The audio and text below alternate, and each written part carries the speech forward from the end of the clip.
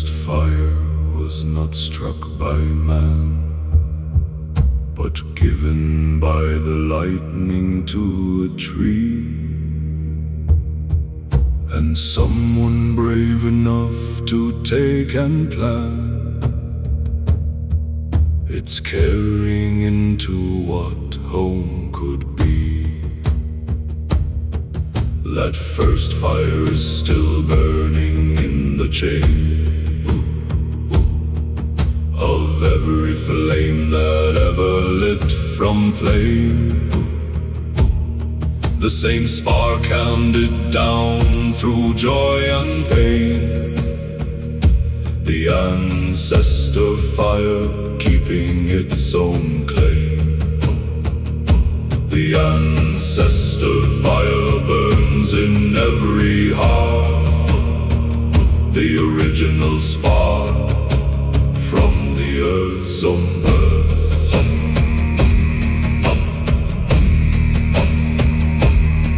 We kept the New Year's fire from the old, a go from dying year to the newborn. The continuity of flame enrolled across the threshold of the winter's torn. No village let its fire completely die, for that would break the chain back to the start. The unbroken line of warmth beneath the sky, from the first human fire to the heart. The chain of fire must never be broken. Its continuity, the deepest token.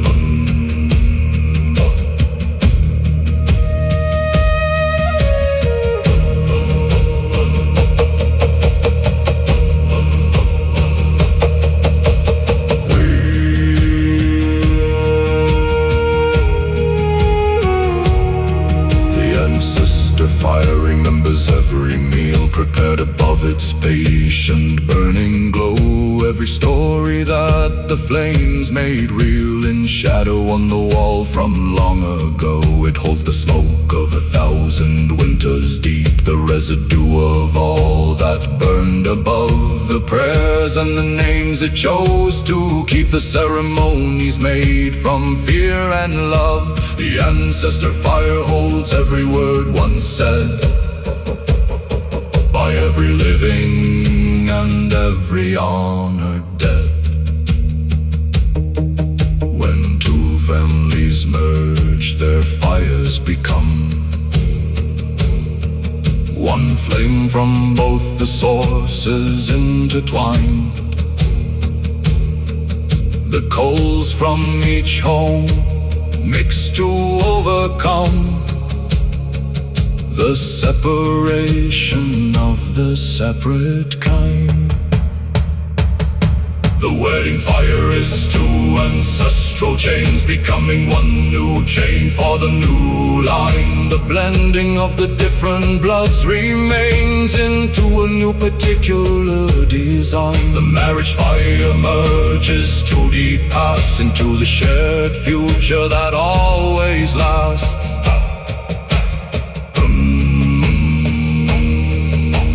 Tend your fire as if it holds the chain. From the very first strike of spark to stone, for in a sense it does the long refrain of fire passed forward. Is your fire's own. You are the current keeper of the line, the temporary tender of the flame, before you pass it on to the design of those who come to tend the same old claim. The ancestor fire was here before your name, and will burn after you have done the same.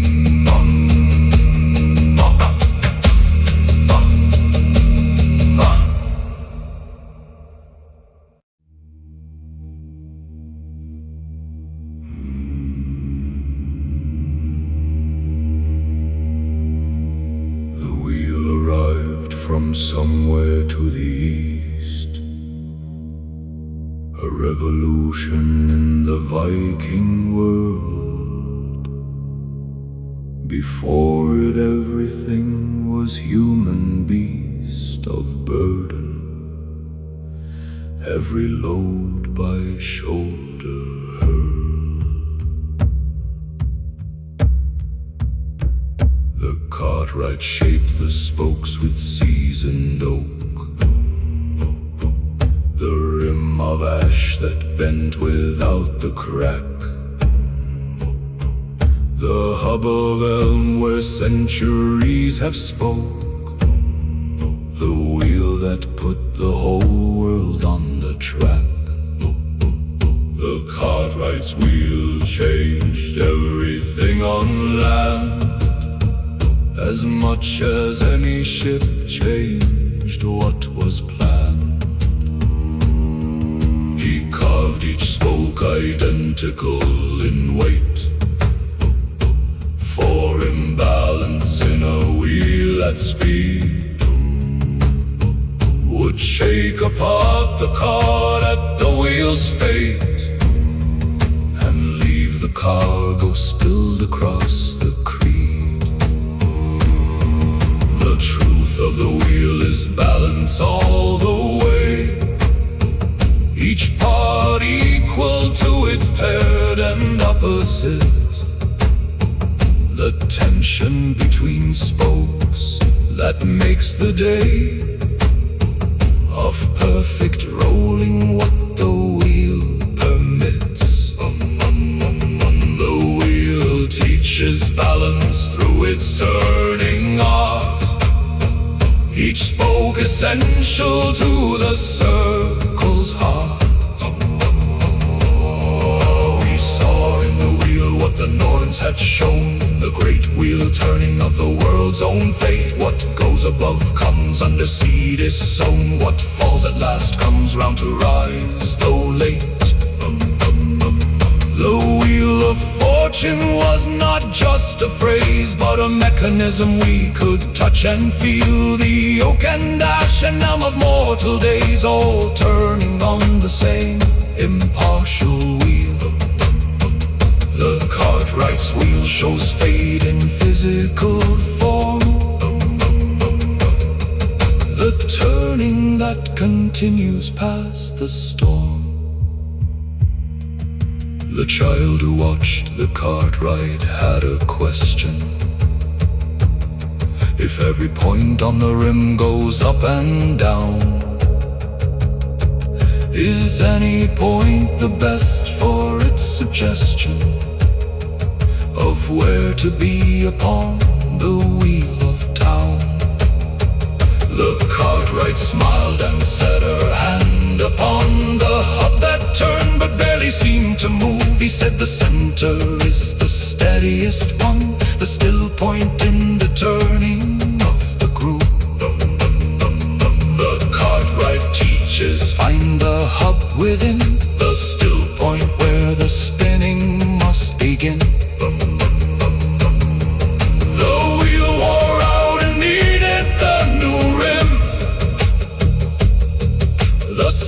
Replaced when splitting showed the strain. The hub reamed out when age had made it dim, but the wheel itself continued in its vein. No single part outlasted what it served, but what the parts made together turning round outlasted every individual curved component in the rolling and the sound. The wheel is more than all its parts combined. The turning is the thing that none designed.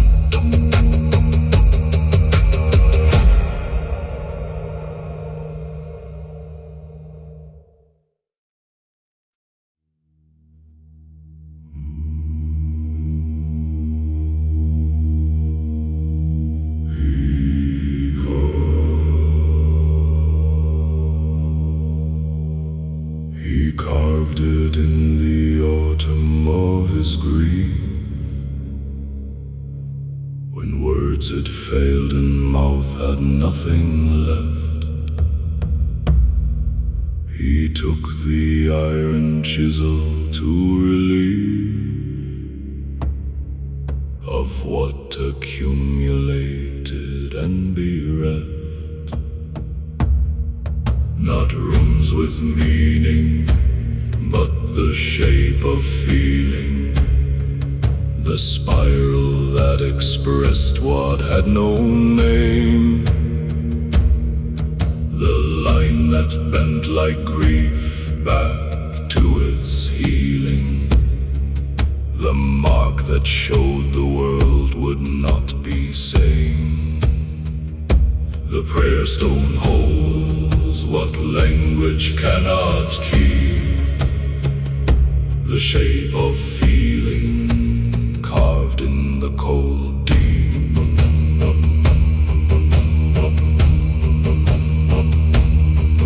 The stone he chose was already half formed, a boulder with a natural hollow face,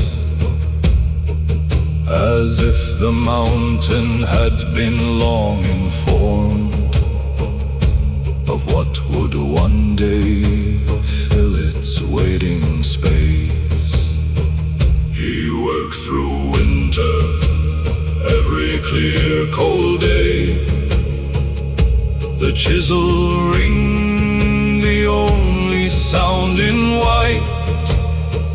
He spoke to no one, turned all callers away, until the carving found its natural right. The prayer stone makes itself through the carver's hand. The stone already knew what grief had planned.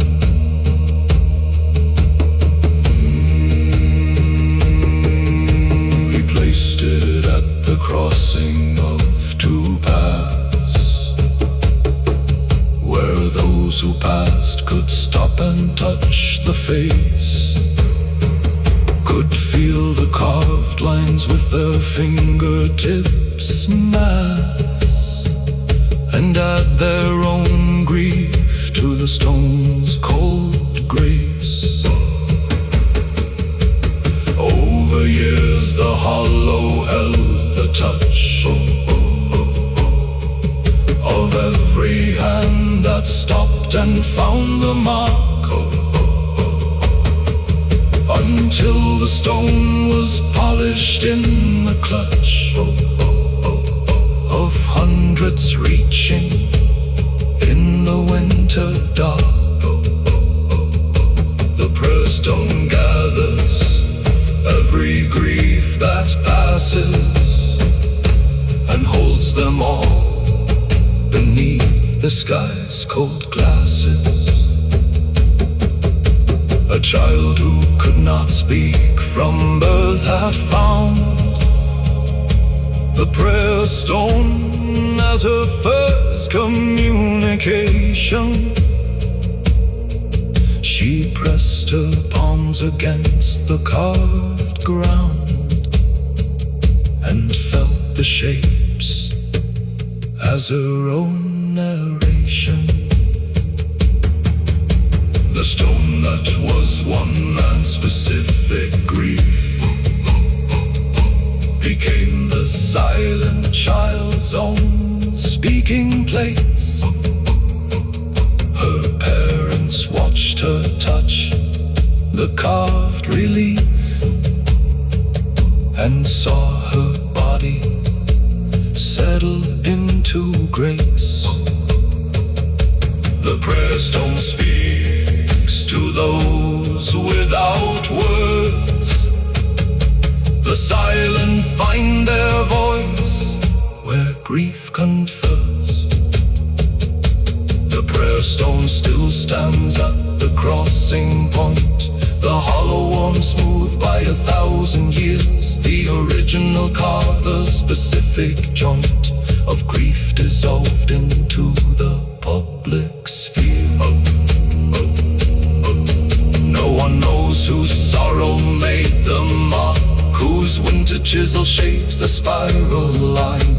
But something of his grief became the dark that welcomes every grief that comes to sight. The prayer stone outlives the prayer that made it, and holds the grief of all who ever said it.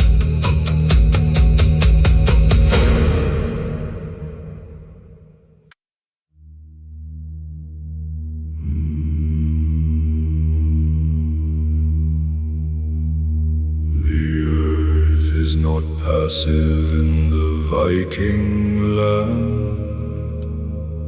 It breathes and shifts and sometimes takes its due. The bog that swallows what was poorly planned, the cliff that claims the careless walking through. We gave the land its offerings each year. The first of harvest, first of hunt returned. The blood of animals pressed into fear of going unreturned and unoffered earned. The blood of the land demands its share before it gives the harvest to your care.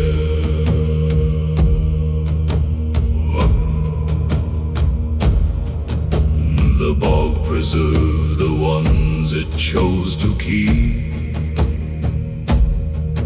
the offerings of another older rite, skin tanned to leather in the acid deep, hair still red after 2,000 nights. They did not go unwilling to the earth. The marks upon them said they'd gone with grace.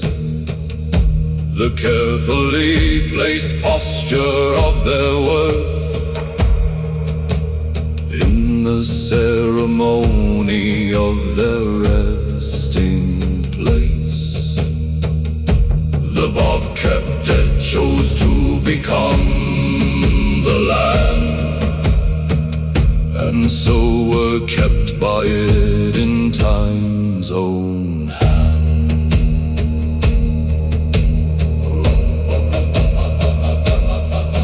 We found the old ones' offerings in the field, beneath the furrow and the winter's frost. The Bronze Age blade and bone the plowing revealed, the cup of clay that someone prized and lost. Each generation giving to the same deep and patient earth that drinks it all. Each century adding to the claim of what the land has gathered through the fall. The earth holds every offering ever made, a treasury of every prayer that's paid. When the harvest failed, we felt the loss, not as punishment, but as the land, reminding us of who was really boss, and what we held at the earth's own command. we gave it more, we spoke its name, we knelt, not in the way the foreign priest bowed down, but in the way that farmers always felt the earth deserved before it wore the crown. The Viking kneels to the earth, not to the sky,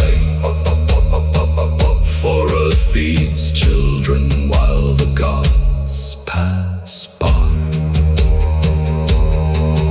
The blood of the land runs through the Viking's veins, the mineral of the soil in every bone, the water of the winter and the rains, the breath of the forest we have always known. We are not separate from the ground we walk. We are the land. We are the land made briefly into speech, the temporary form of the earth's talk, the way the ground expresses what's in reach.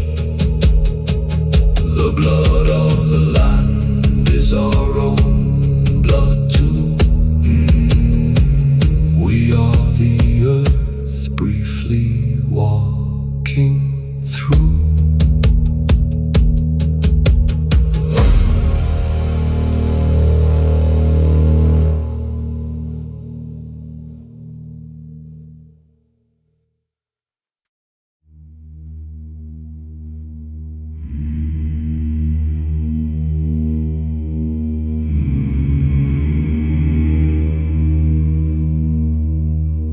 The cave sang when the tide below was right.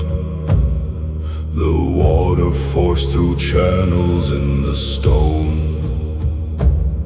produced a note that filled the cliff and night with something human voices had not known.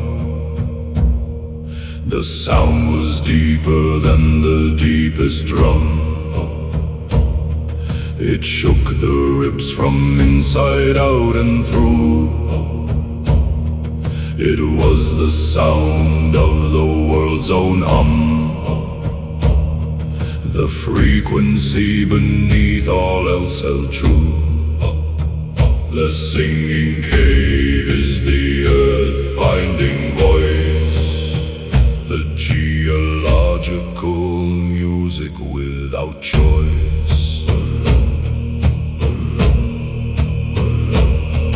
The shamans came from foreign land to hear what they could not produce with breath or bone. They said the cave note was the tone of clear connection between the living and the stone. They sat inside and let the frequency vibrate through the body's water and mass, until the boundary between the free individual self and stone would pass. The cave note dissolves the self's hard edge and joins the body to the stone's own pledge.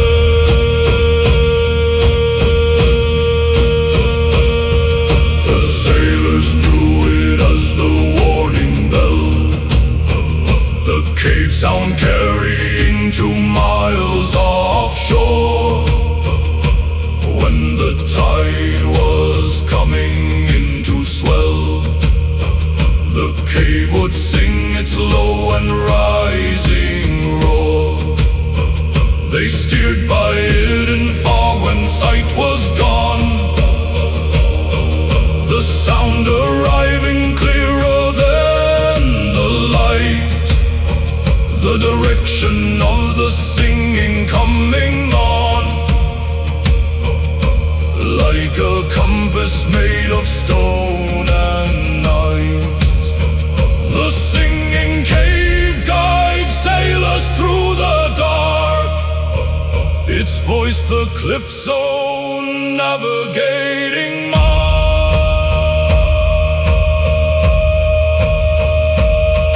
The children dared each other to go in, to sit alone inside the singing stone. Most came back pale and thin about the skin, unable to explain what they had known. One boy stayed 3 days and would not speak. For a week after walking out again, and when the words returned, they seemed to see a different shade than they had used with men. The cave gives back a different kind of child, more quiet, more attending, and more wild. Listen for the singing caves along your way, the places where the world makes its own sound, the frequencies below the human say, that shake the body when they're finally found. The earth has its own music, older still than any instrument that hands have made. The resonance of stone and waters fill the harmonics of the stone's own trade. The singing cave reminds the ear of this. The world was music long before our bliss.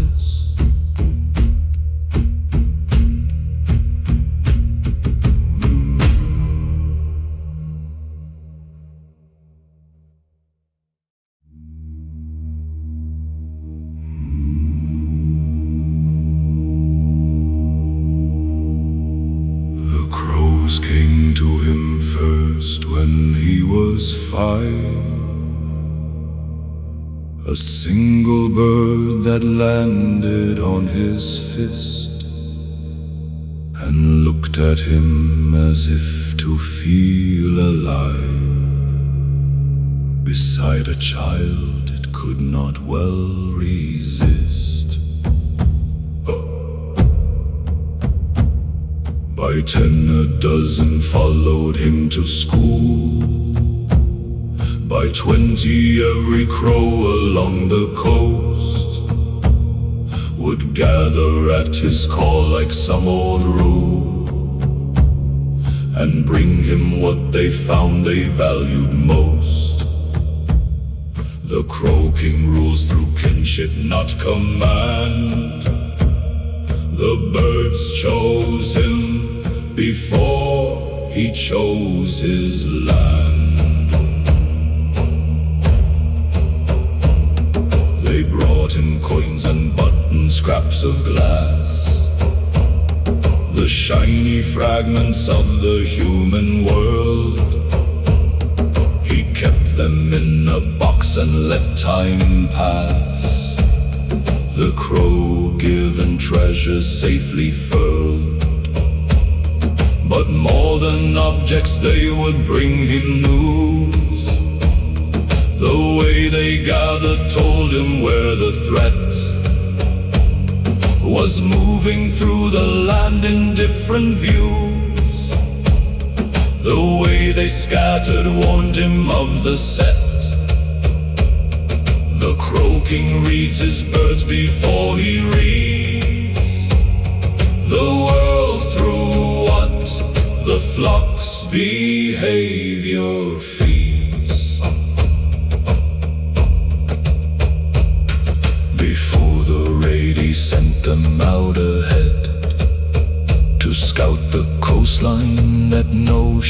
had checked. They flew beyond the range of any dread, and came back circling with what they'd rechecked. The pattern of their circle told the shapes of what awaited on the distant shore. The tight circle meant walls without escapes. The wide one meant the open land in store. The crow scout returns before the ship, and gives the captain knowledge for the trip. The enemy who feared his crows was wise, for what the birds had seen could not unseen. Their sharp intelligence behind black eyes had memorized the details in between. He never asked them to attack or harm. He only asked for watching and return. The Crow King's power was not force but calm, observation and the will to learn. The Crow King's army never draws a blade, but wins with information freely made. When he died, the crows did something strange. They gathered in the thousands on the hall. They sat in silence for a day's full range, then lifted as one body, one black fall. They never returned to that shore again. The coastline empty of their dark loud voice, as if they'd followed him through weather's vein, to wherever Crow Kings go beyond a choice. The Crow King's flock accompanies his shade into whatever world the dead have made.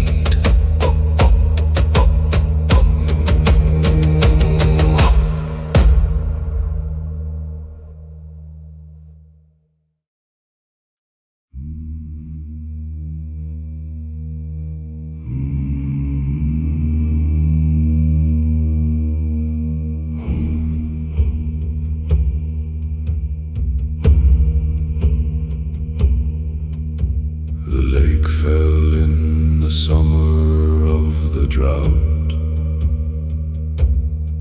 3 feet below its usual winter mark. And what the water's absence brought about was a stone face carved into the dark.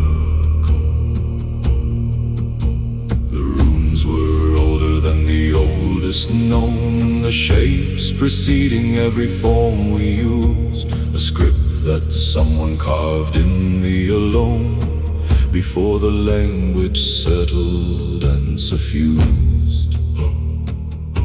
The drowned runes speak from before the beginning,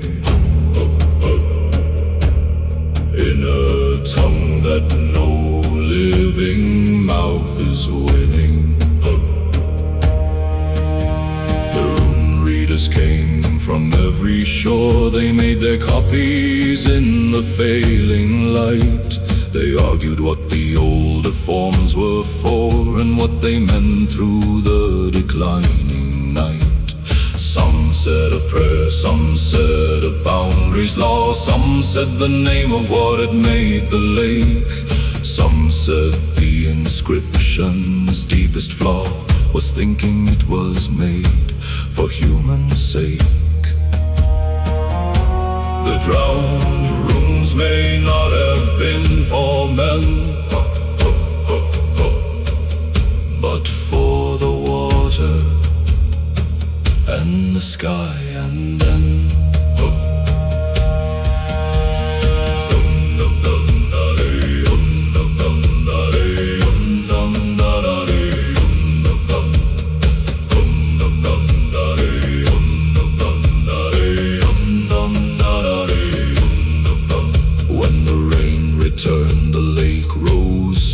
the stone face sank beneath the surface gray. The runes returned to where they chose to go, back into the water and away. The copies made were all that the land kept of what the drought had briefly shown the air. The originals went back to where they'd slept, inside the lake's cold and forgotten care. The drowned runes give themselves only once to those who chance to be there, not the dunce.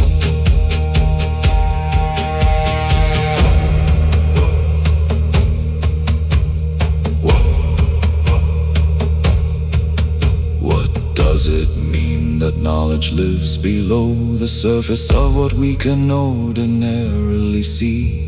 That droughts of certainty sometimes bestow the revelations of deep history. Perhaps the world is full of hidden text that waits for the right conditions to emerge. That what we think we know is not complex enough for what the deeper waters urge. The drowned runes teach that knowledge hides in depth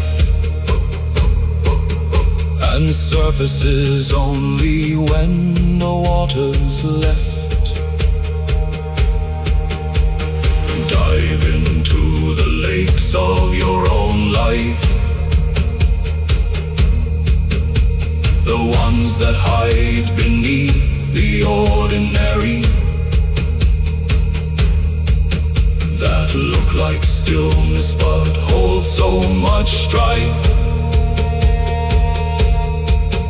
of memory and the extraordinary.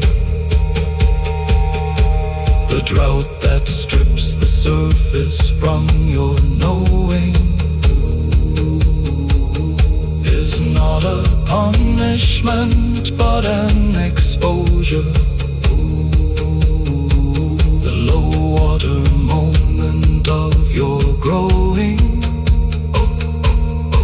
that shows the runes you need for full closure. The drowned runes wait for the revealing drought, for the dry season that brings meaning out.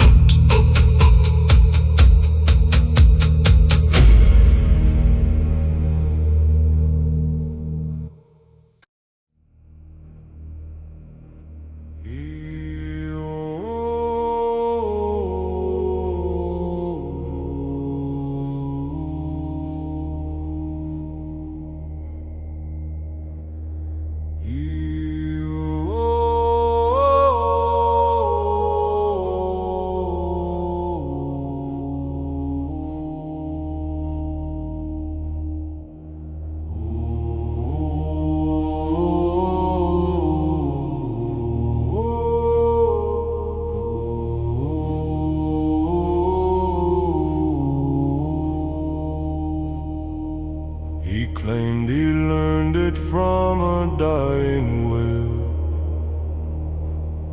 beached on the northern shore one autumn gray. He sat beside it through the final gale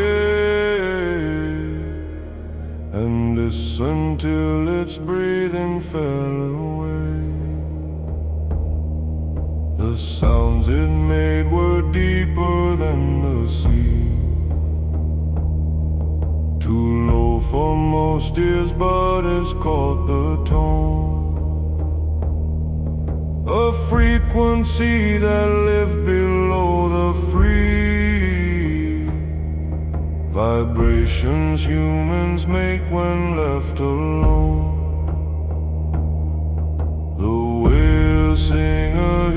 what sinks below. Sound, the language of the deep that few have found.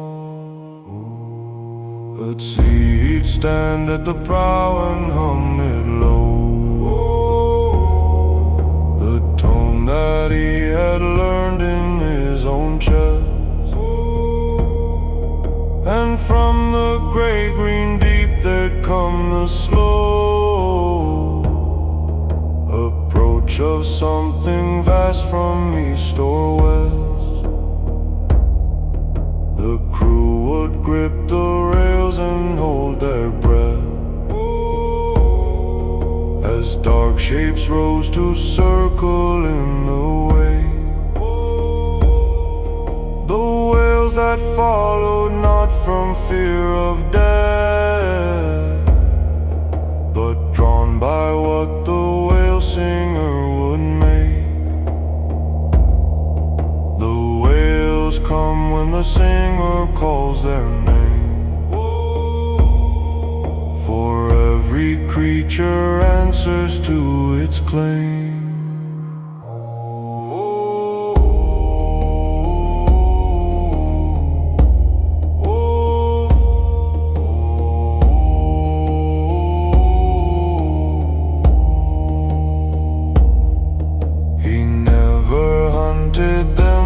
Not allow the harpoon raised while he was at the bow. He said the whales had given him the vow of passage safe and knowledge from below, to hunt the ones who gave you their great tongue. Was a betrayal older than all God, the contract made when he had sat among the dying and received against all odds. The whale singer keeps the covenant made in the language only dying whales have paid.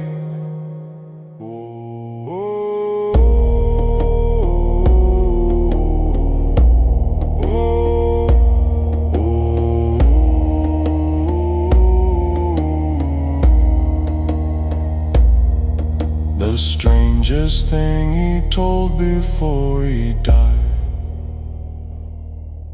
was that the whale sang history long past, that in their calls the oldest world inside was carried in vibration unsurpassed. They sang the shape of coastlines changed by ice, the ocean temperatures of older years, the roots of currents past their sacrifice, the memory of 10,000 years of tests. The whale song carries what no rune can hold, the living memory of the ocean.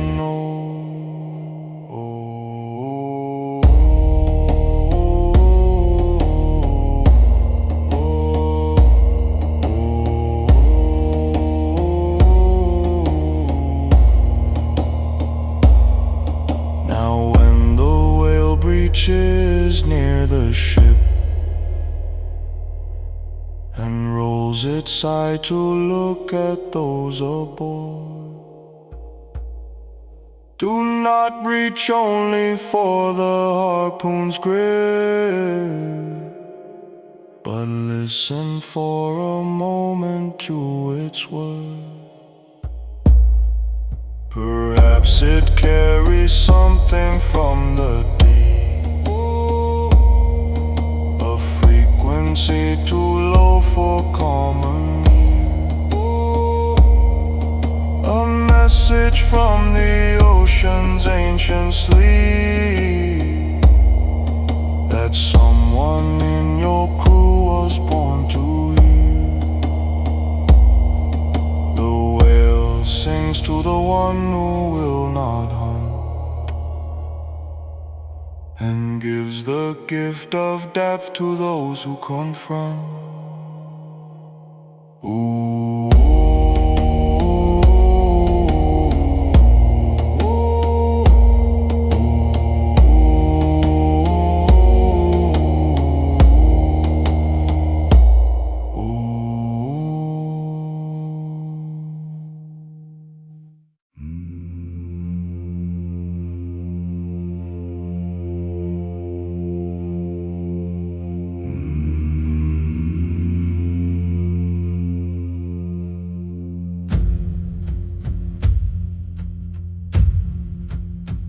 There is a comfort in the deepest cold that those who've never known it cannot share.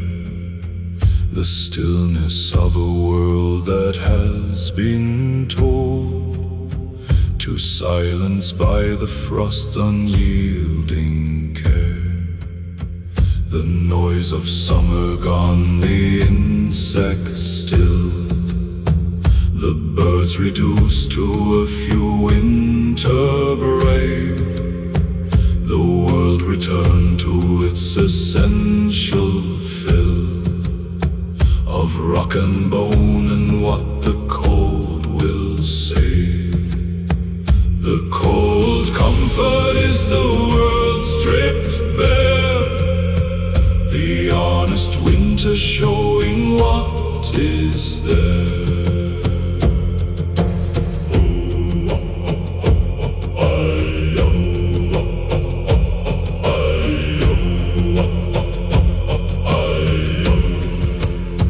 We found the cold to be a kind of truth that summer's abundance had concealed beneath the fullness of the long and easy youth of warmth. The cold uncovered every sheath. In winter you knew clearly who your kin were, who'd share the fire and who would turn away, who'd carry wood and who would let it thin blur into the excuse of the shorter day.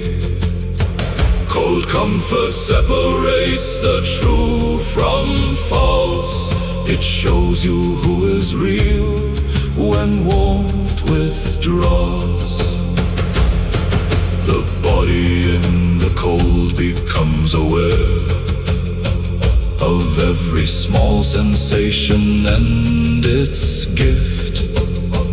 The warmth of hands, the fire's offered care, the mead that gives the frozen chest a lift.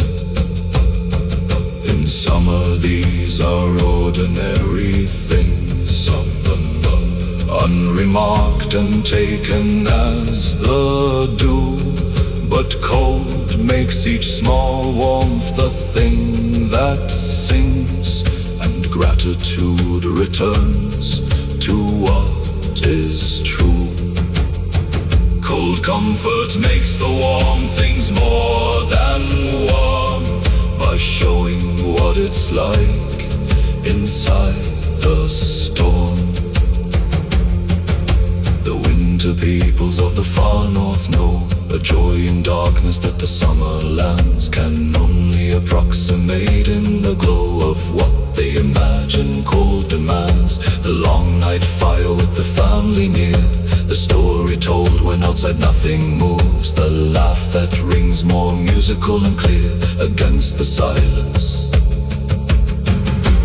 that the cold approves. The cold comfort is the warmth made rare by everything that cold surrounds with care.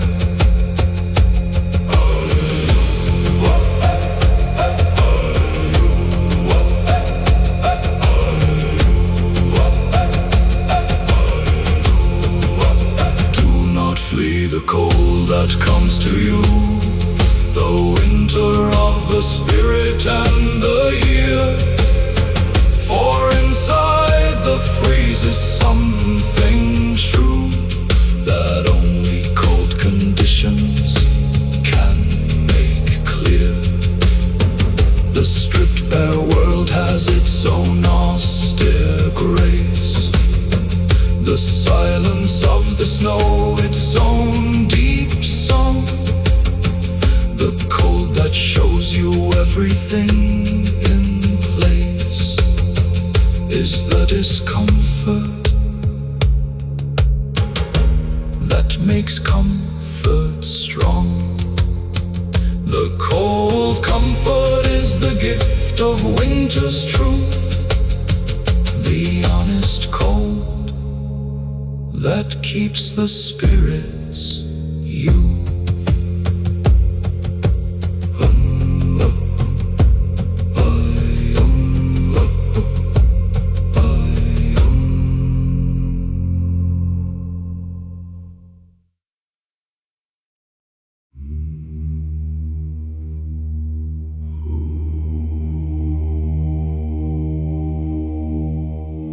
The glacier moves the fingers with each year, a patience older than the oldest name. It grinds the mountain into something clear and drops the ground flower into river's frame. The gray-white milk of glacial runoff feeds the valleys where the farms hold on below. The mineral richness that the glacier bleeds is what makes possible the grain to grow. The glacier feeds the living from the deep. Its slow destruction what the valleys keep.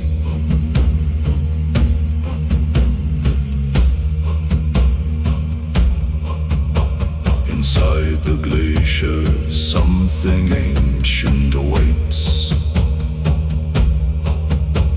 The things that fell into the ice before, the animals sealed in crystalline states, intact across the centuries at core. We found a deer inside the melting edge, its coat still red, its eyes still dark and wide. It lay across a long submerged old ledge, a gift from cold time to the present side. The glacier gives back what the ice has kept, the preserved world in which the past has slept.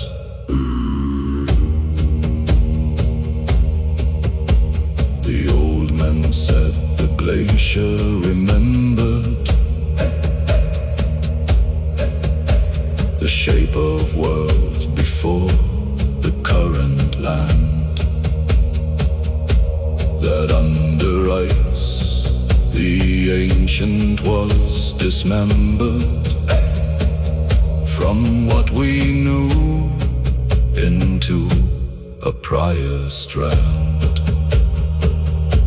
They walk the glacier's edge and read the layers, each band of dark and light a different year. The dark years were the summer's light, the prayers of winter stacked in cold from far to near. The glacier is the world's own calendar, each layer pressed in cold and ancient bark.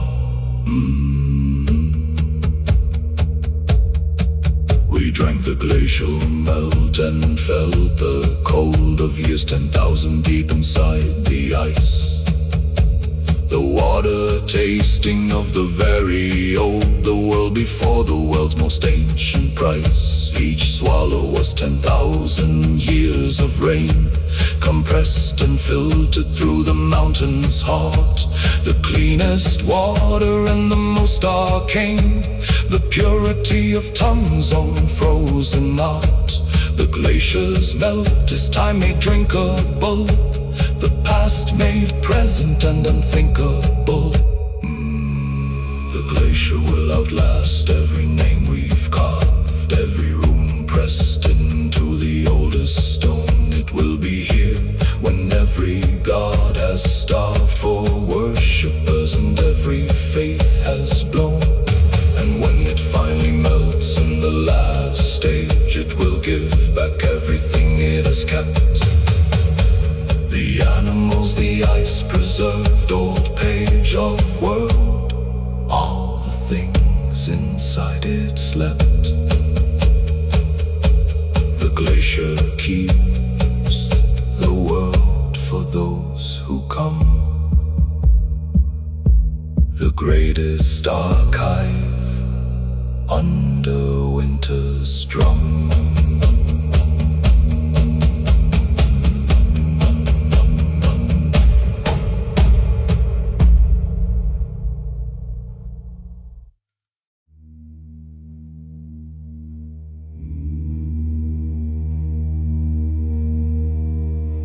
There is always one more song inside the chest, one verse that never finds the open air, the poem that the poet kept with best intentions for the perfect time and where. But time moves with the impatience of the sea. It does not wait for the right moment's call. The perfect poem lives in what could be, not in the verse we finally let fall. The last song waits for a time that never comes, for those who wait for perfect always numbs. Old Gunnar had the saga half complete, for 20 years beside the fire at night. He said, it is not ready, not yet neat, not yet the shape that earns the telling right. He died with it still living in his chest, the saga of the voyage no one heard. Finest work, perhaps his very best, gone with the last exhale of the word. The unfinished saga dies with the skald, the perfect poem by silence is installed. The lesson is not sing before you're ready, for half-made things can harm as much as help. The lesson is the world is never steady enough to wait for any poet's wealth. Find the version of the song that's true, not perfect, never perfect but alive. The one that carries something real and new, the one that keeps the living truth alive. The good enough song is worth far more than the perfect song locked up behind the door.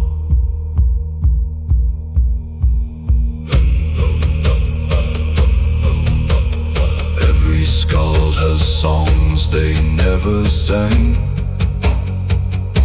the lines too close to home, too raw to share.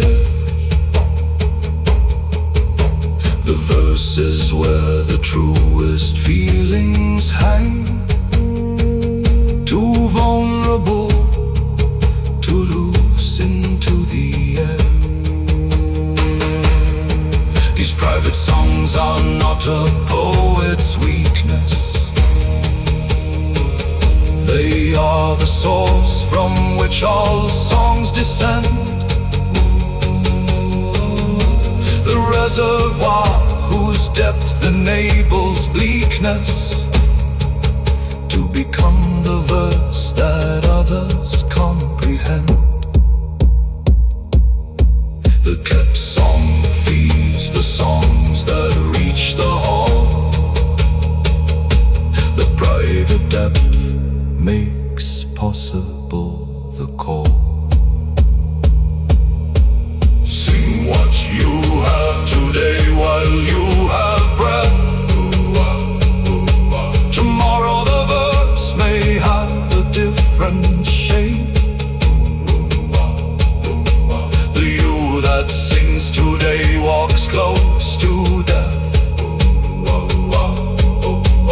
as every living singer has to dream. Not in despair, but in the simple knowing that every song has a last time it's sung, and those who hold the song for their own showing find in the end the song stays always young. The last song is the one you never sang, so sing before the final silence rang.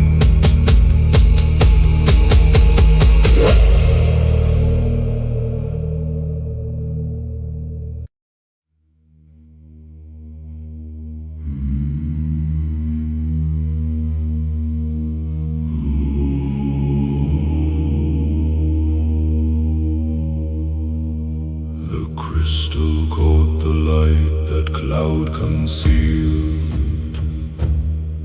It showed the sun's position through the gray,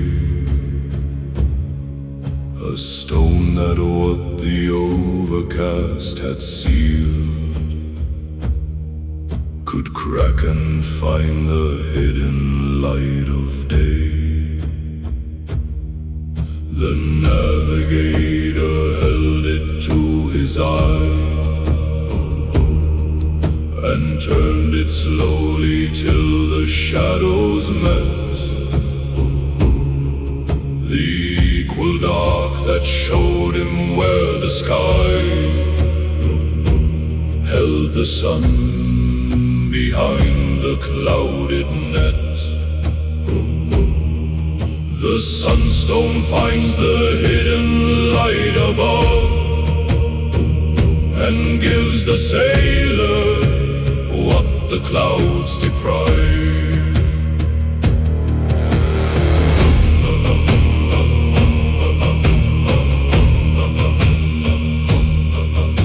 The Icelandic crystal clear as water held between two fingers raised against the white. It's double refraction when it's spelled, the polarized path of hidden light.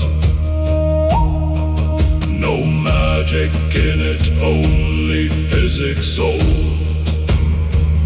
The light that scatters differently in sky, depending on the angle that it's told, by the sun's position through the cloud high.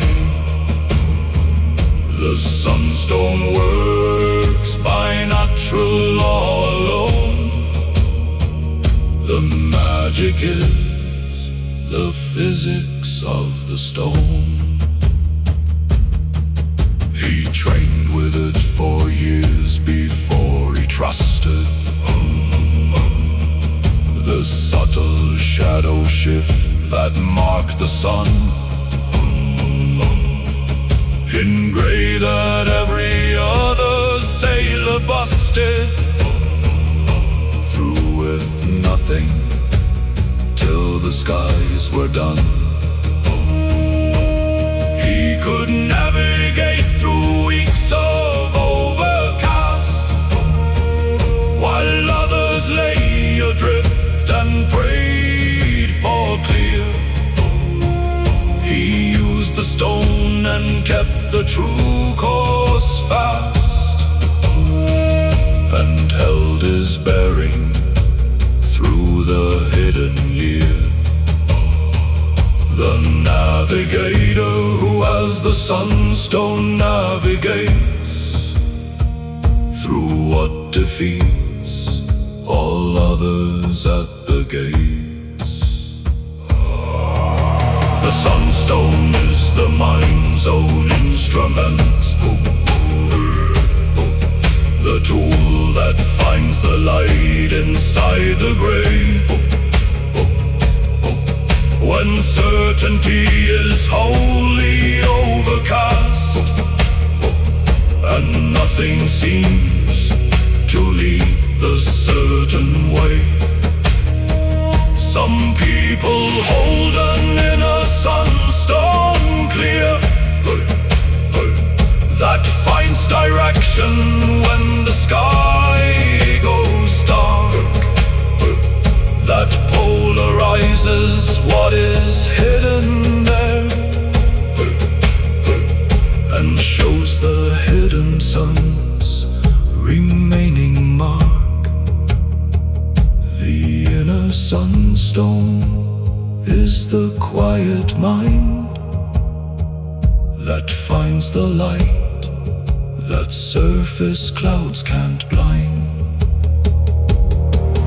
Keep looking for the hidden light above, when cloud and fog have swallowed every star. The sun is always somewhere in the show of clouds that cannot hold it very far. The sunstone teaches that the light persists, that even in the deepest overcast, its angle in the scattered cloud insists on being found by those who hold the last instrument of patience turned and clear. The stone that finds the sun still hiding here.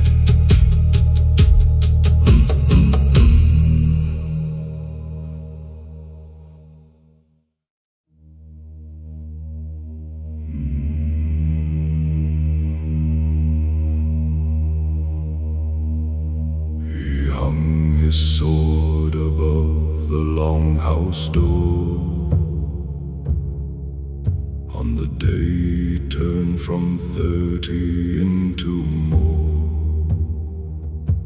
He said, I have been everything this for, long enough to know what I am looking for. He did not go to any temple's call. He did not adopt the Southerner's cross. He found his practice in the forest wall, and sat with what had always been his loss. The iron monk makes stillness from the blade. The warrior's sheath becomes the peace he made. The village thought him broken at the first, that some wound of the mind had stopped the man, that underneath the stillness was a thirst for something that the battle never can. But watching him through seasons in the wood, they saw a different kind of courage bloom. The one that sits with what is understood and doesn't flee the grief inside the room. The iron monk is braver in his still than any warrior climbing any hill. He trained the children in the morning hours, not in the blade but in the breath and thought. He taught them what the discipline empowers when turned inward, all the stillness taught. They learned to sit through cold and through the doubt, to hold the attention past the restless need, to find the peace that others had screamed out existed in the quiet's patient seed. The iron monk teaches what he had to find, the battlefield inside the human mind.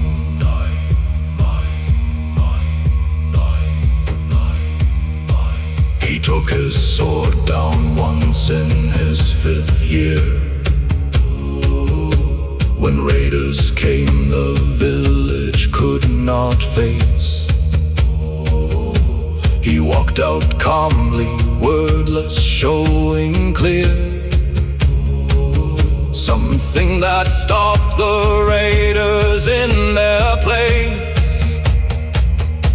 He did not threaten, did not raise the blade. He simply stood with what he had become, the stillness that the years of practice made, a presence that left every raider numb. The iron monk defeats without the fight. His stillness is more fearsome than his might. The warrior who finds the inner still is not diminished but made more complete. The blade needs both the edge and the deep fill of balanced center where two qualities meet. The iron and the monk are not opposed. One sharpens what the other learns to hold. The hardest warrior is the fully closed circle of the fierce, made quiet and bold. The iron monk contains both worlds in one, the sword and the silence under the same sun.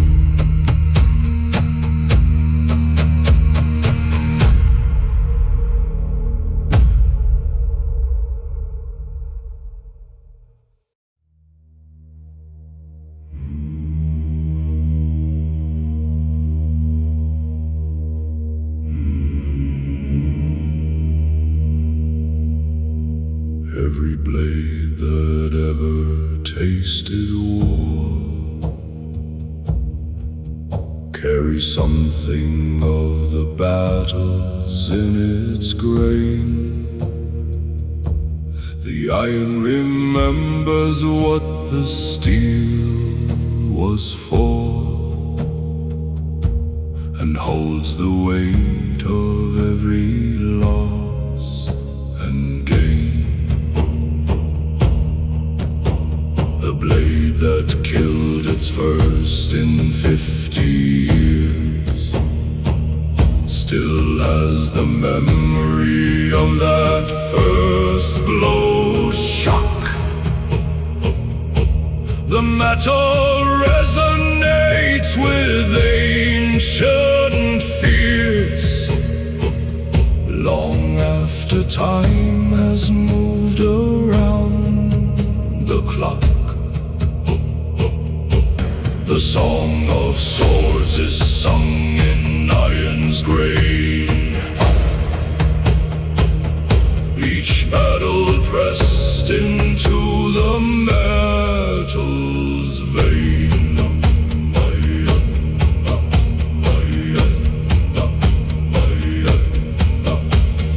Old swords sing when they are drawn at night,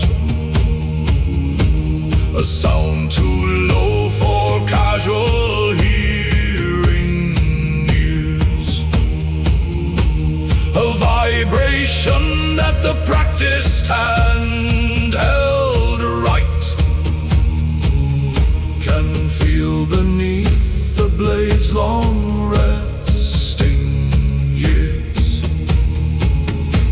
The smith who forged them listened for the stone. He said the blade was ready when it sang, when the iron found its voice and own, and rang with something past the hammer's clang. The sword that sings its readiness is made. The voiceless blade is just unfinished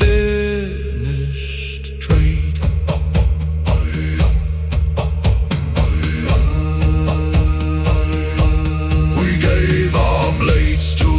Who'd earned the weight, not to the young who never proved the need for a blade with history carries fate. Too heavy for the hand that has not freed itself from fear. The blade would overwhelm the carrier who had not yet matched its worth, would bend the arm that gripped the iron helm toward mistakes the elder blade had birthed. The ancient sword chooses who may hold it. The worthy feel its weight as gold and not grit. When enemies clash their blades in battles press, the swords would recognize each other's past. A moment of metallic consciousness before the human drama moved too fast. Two blades that shared a forge in the same fire would pull their wielders toward each other's face. A recognition older than desire, the iron siblings meeting in their space. Forge makes recognize each other's song, even when the wielders have it wrong.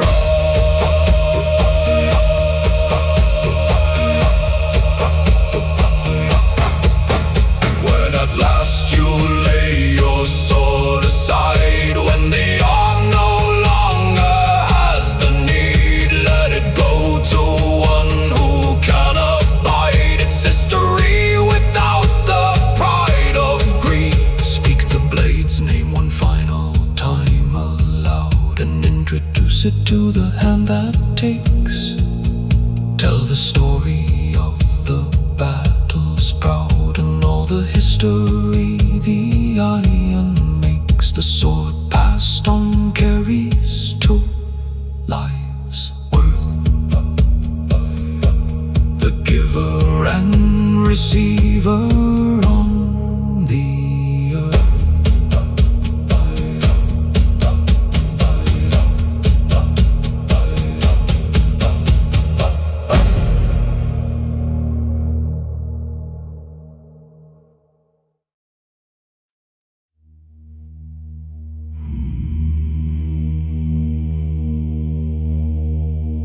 He sang during the fighting, not before. Not the rousing verse of preparation's time, but the actual song inside the roar of iron meeting iron in its rhyme.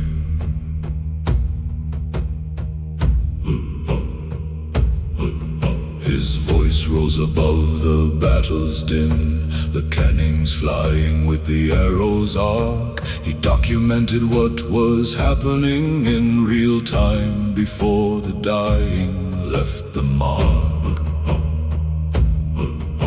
The battle poet sings what others fight, and makes the moment permanent in light.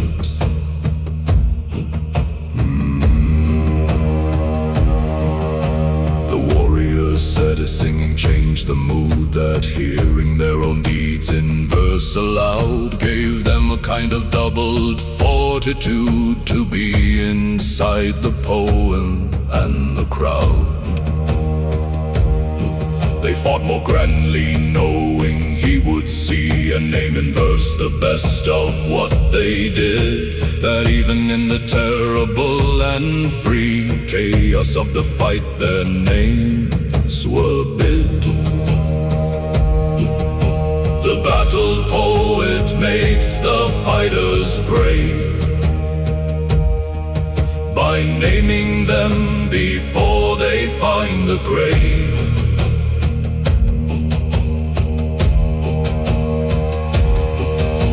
The enemy found him most unsettling, a man who sang while others only screamed, whose voice in the chaos was a settling presence that was older than it seemed.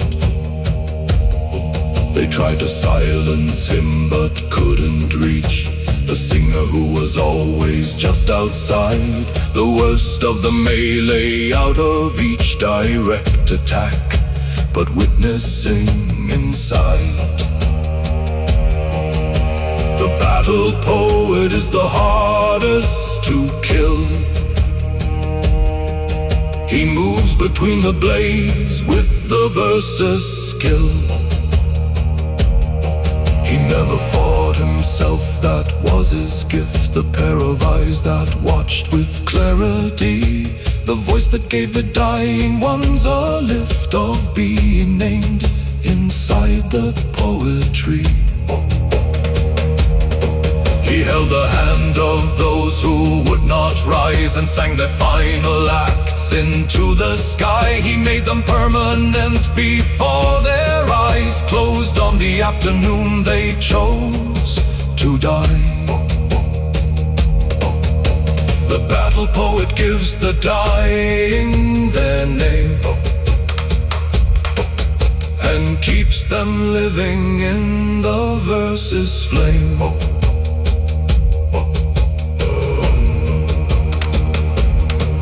Long after the last sword has gone to rust, long after the last warrior's name is lost, the battle poems will stand against the dust and keep the moment past all time's hard cost. For words outlast the iron in the end, a verse that catches what the battle was will carry what no monument can bend into the future, like a living cause. The battle poet wins what warriors cannot, the permanence of what the sword has fought.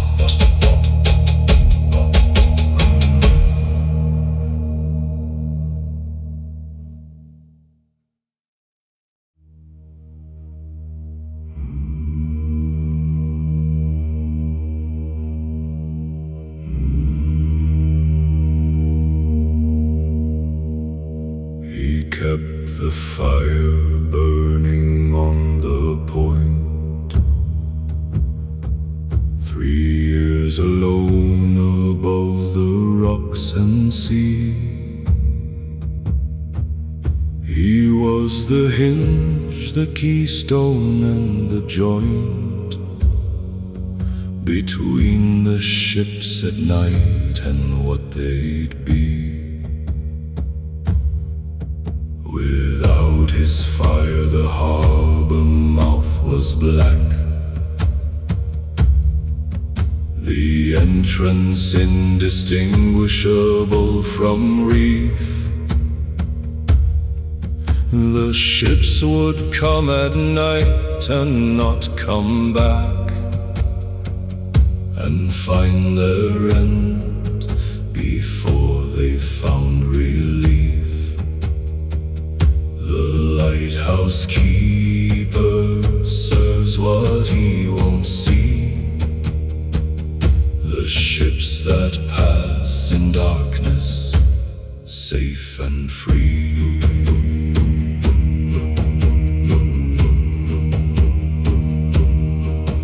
He never saw the ships he saved in dark.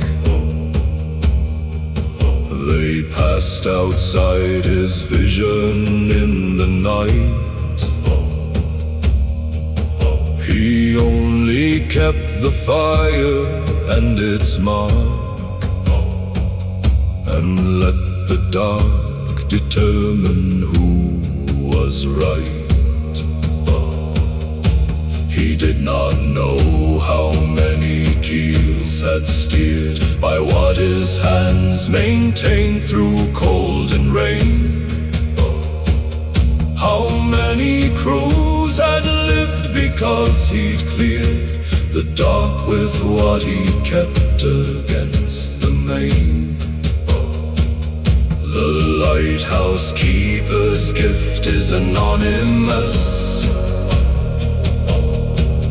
His service visible to none of us. He kept a log of weather and of ships, the ones he saw by daylight passing through. He wrote in careful hands with chapped old lips the date and flag and where the vessel flew. The log was not for any reader's gain. He had no visitor to show it to. It was the discipline against the plain monotony of what his task went through. The lighthouse keeper writes for his own sake, to keep the mind alert and fully awake. The supply ship came once every changing month, with oil and food and sometimes a new face. The conversation lasted like a front of summer after months of winter's place.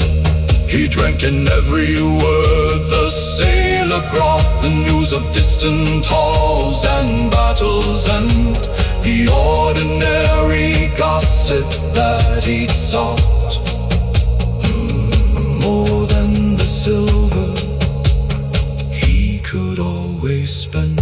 The lighthouse keeper hungers most for words, for solitude is healed by what he's heard.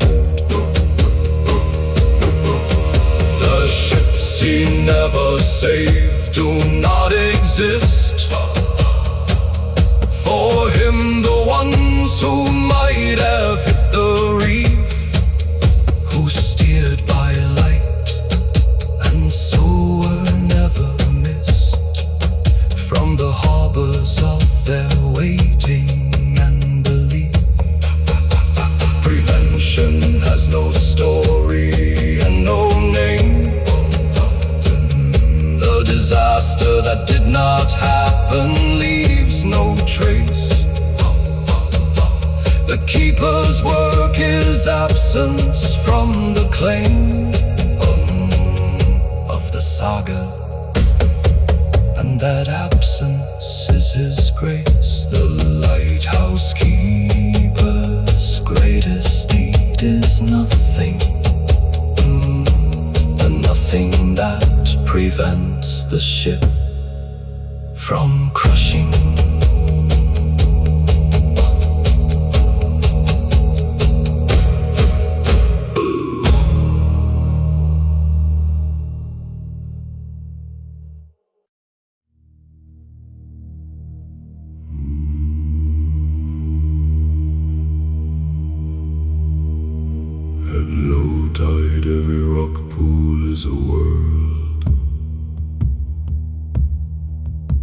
complete and self-contained in salt and stone. Each one a microcosm tightly furled, with everything a larger sea has known. The urchin in its crevice like a star, the crab that carries its own shell for haul, the anemone that pulls the near and far into its center with its patient call. The tide pool holds the ocean in a cup, the great sea made small enough to look up.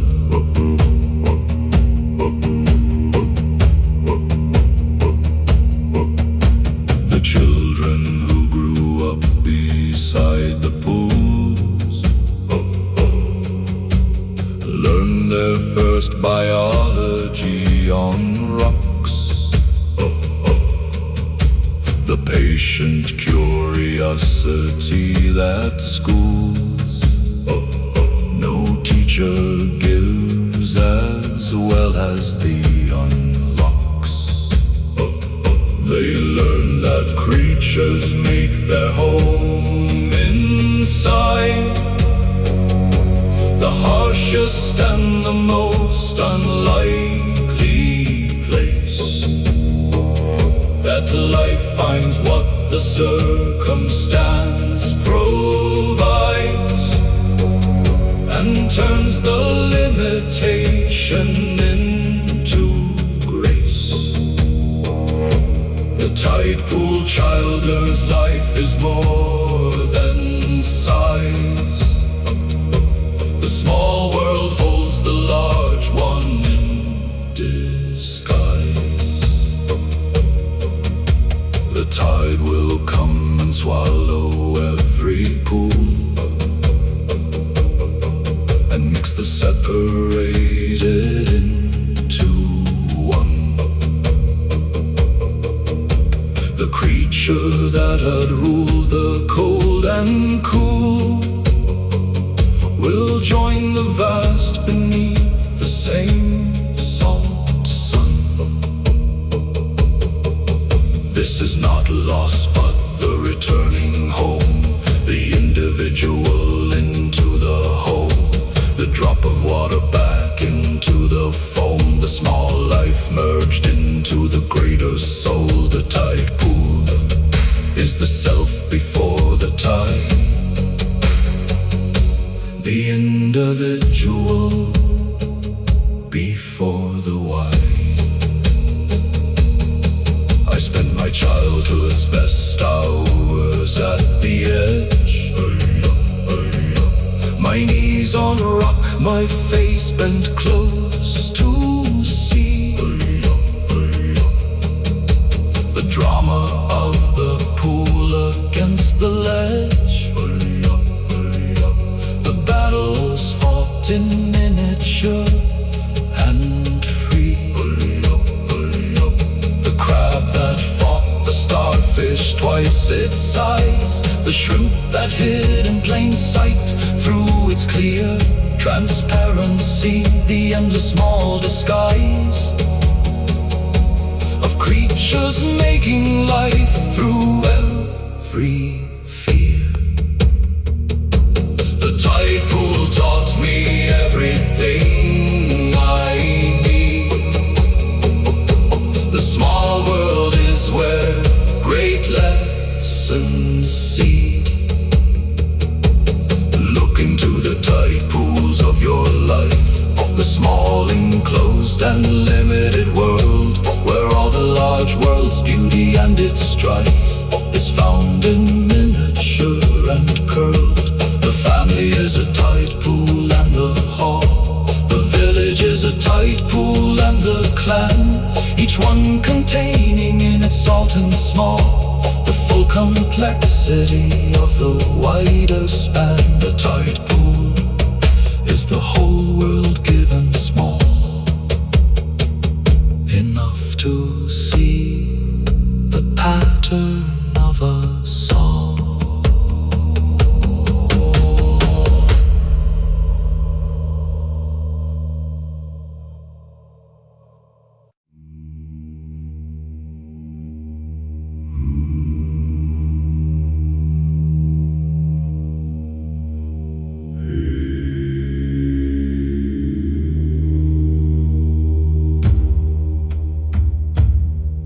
He stood at the place where the kingdoms meet,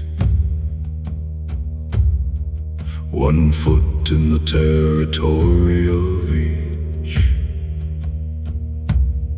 The marker stone between his bootless feet, the line that both sides asked him not to breach. He belonged to neither and to both, paid by the one who needed trade to flow, and by the other through a different oath that kept the border peaceful, high and low. The border guard belongs to no one side, and so can serve the both with equal pride.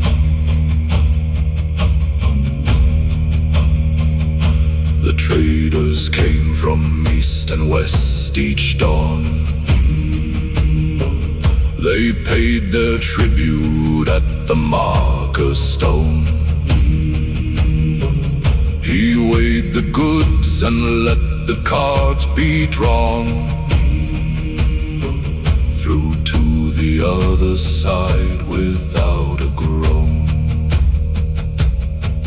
He spoke both languages with equal ease. He knew both customs, festivals, and law. He was the hinge between the old degrees of separation and the common draw. The border guard translates what borders hide, the shared humanity of either side. When conflict came, he was the first to suffer. Both sides suspected his belonging torn. Both sides accused him of the other's buffer, of interest from the side where he was born. He walked the marker stone between the fires of two armies gathering to hate. He spoke to both with what the moment requires, and sometimes talked them backward from the gate. The border guard, his peace is most exposed, for peace requires someone standing on the chose.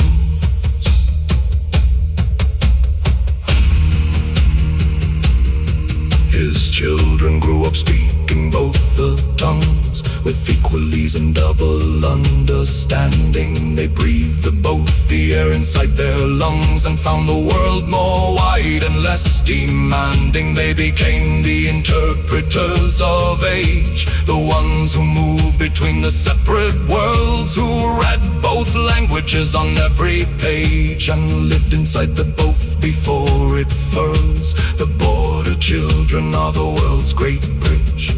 They live on every cultural ridge.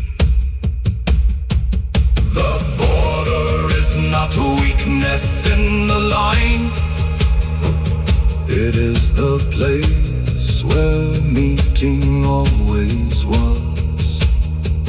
The richest soil is at the river spine, where different waters mix in their own cause. The Viking who sailed past every border between is always more than either side maintains in its own order. The meeting place is what the gods adore. The border guard protects the mixing place, the sacred space where difference finds its grace.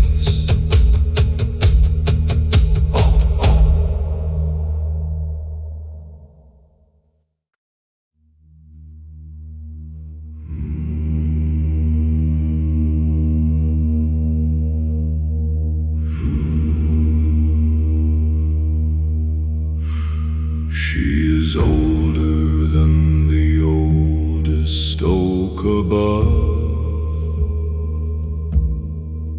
the moss woman who grows in the dark floor, the patient green that needs no storm or shove, just moisture and the shadow and nothing more. She covers what the forest has forgotten, the fallen branches and the crumbling stone. She softens what the winter storms have rotten, and makes the hard world gentler on the bone. The moss woman heals what she grows over, the slow green resurrection of cold closure.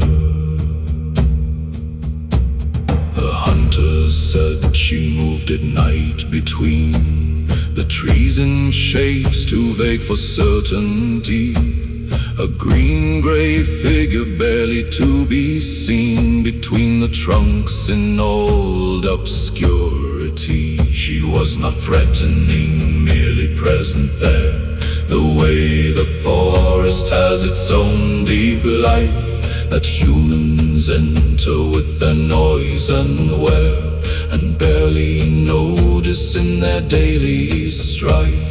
The moss woman watches from the forest deep.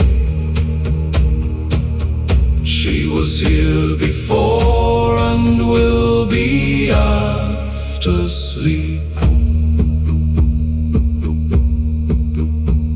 The healers knew her as the source of much that grew inside the moss bed's cool embrace, the plants that needed her specific touch of moisture and of shadow and of grace. They asked her permission at the forest edge before they harvested the plants below. They left a gift beside the mossy ledge and took only the surplus of her growth. The healer asked the moss woman's leave before the medicine plants she will retrieve. In the deep places where the light grows thin, where the forest is most itself and whole, the moss woman is the green felt skin that covers everything with gentle soul. She is the patience that no warrior has, the willingness to grow across a century, to cover what is broken without jazz of announcement or of savagery. The moss woman teaches without sound that healing happens low upon the ground. When you find yourself in the deep wood lost, look down before you look above the bough. The moss grows thicker on the north side, frost and tells you every compass that you'll vow. The moss woman offers what the stars do, direction in the darkness of the trees, the patient green that never turns from true, the compass growing quietly in the freeze. The moss woman guides those lost in dark. Her northern face is the forest's landmark.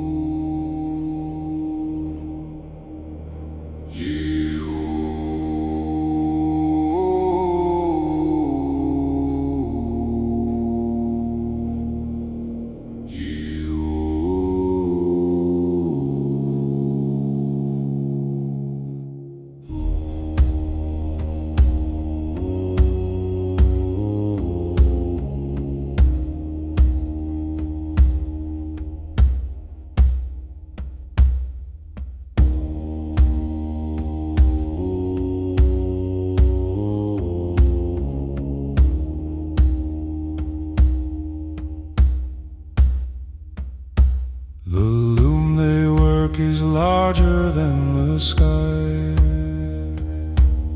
The warp threads are the lives of all who live. The weft is time itself passing by, each crossing what one moment has to give. The pattern that emerges is not planned, at least not in the way a weaver planned, but emerges from the interplaying hand of will and circumstance and prior scan. The Norn's loom holds the fabric of all things, each life a thread in what the weaving brings. Earth's threads are dark and thick with gathered weight, the used up warp of all that came before, each thread compressed and tight from carrying fate, until it breaks against the loom's own floor. Her dandy's threads are bright with present color, the vivid hues of what is being made. They have not yet gone dull or cold or fuller than what they were before the color fades. School's threads are pale as futures always are, too new to know their color from a star.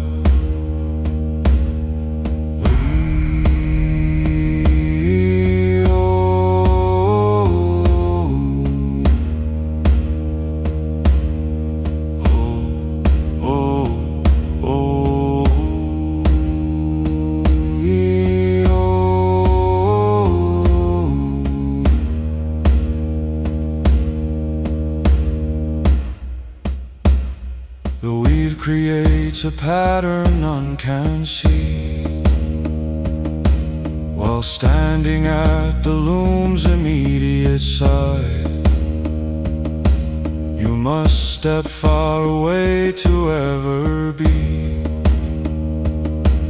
able to see the shape that threads provide.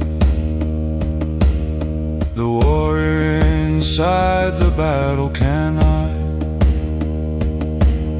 perceive the pattern of the war overall.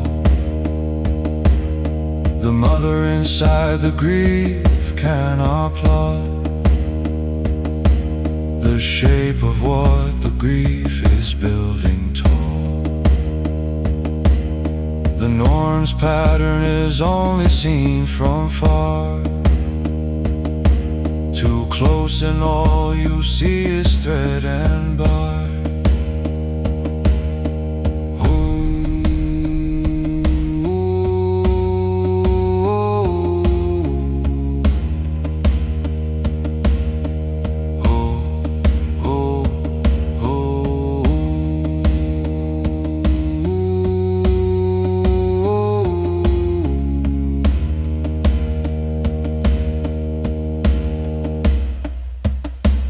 Some threads are short and brilliant in their length,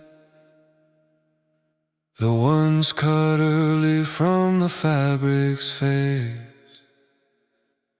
But even short threads give the weave its strength, and hold the longer ones in proper place. The child who lives but one brief winter span is not a failed or lesser kind of thread, but a specific color in the plant that holds together what would fall instead.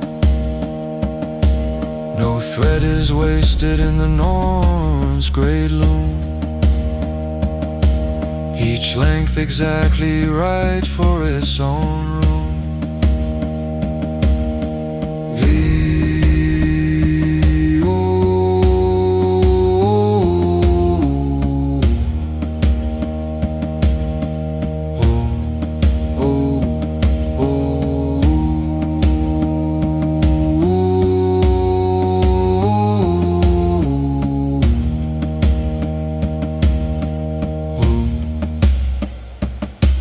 When scold finally cuts your thread at last, don't ask why it was cut at this one place. The pattern needed what you had amassed, and used it where it needed your own grace. The finished thread goes into Earth's great basket of all the lived and finished, done and gone, where it stays forever, no need to ask it why it ended, it simply carries on. The cut thread lives inside the finished weave, and patterns do not die when threads must leave.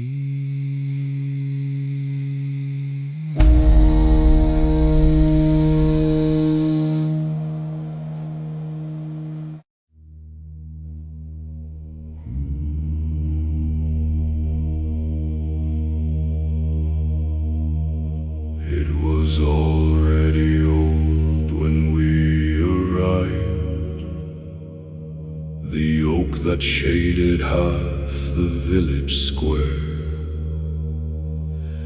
It had already watched and oak survived 300 years of everything that's there. Our grandmothers were girls beneath its bough. Their grandmothers had played around its root. Its rings contained 1,000 years in dough of season, storm and drought, from branch to foot. The 1,000-year oak has seen everything, and stands through every loss and every spring. We held the village councils in its shade. The tree itself itself the oldest member there. Its presence made the arguments less made from pride and more from something past compare. How do you argue small when something vast and ancient holds the space with patient bark that has absorbed 1,000 winters past and stood in every kind of winter dark? The 1,000-year oak humbles human pride and makes the council's arguments less wide. The lovers carve their names into its skin, 300 years of names in overlapping, each pair believing they were first to begin. The love that had the tree's own bark is Viking. The tree outlasted every name it bore. The loves dissolved while the oak stood the same, but something of the lovers stayed before. The carving's pressure in the wood's own frame. The 1,000-year oak holds every love in the pressed bark memory of the above. The lightning took the highest branch one year and left a wound that healed in 20 more. The oak grew round the scar without the fear of what the lightning tore from the heart's core.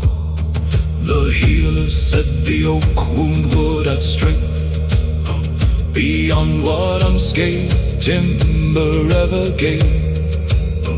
That damage healed through, and the full length of time made something stronger of the grave. The oak that heals the lightning strike grows dense. The wound made whole becomes the tree's defense.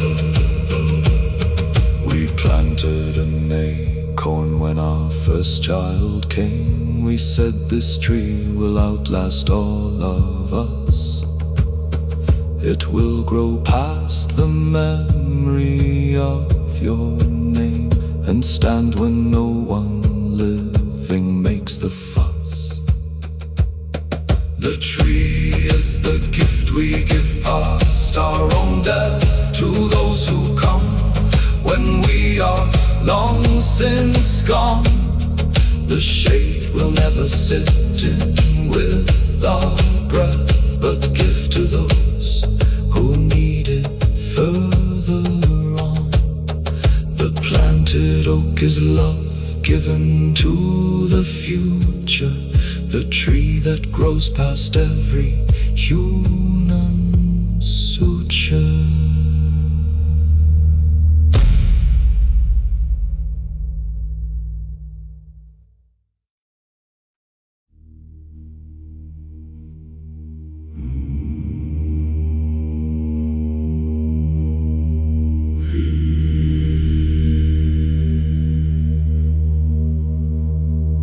It started in the rafters just past midnight, when half the hall lay sleeping after feast.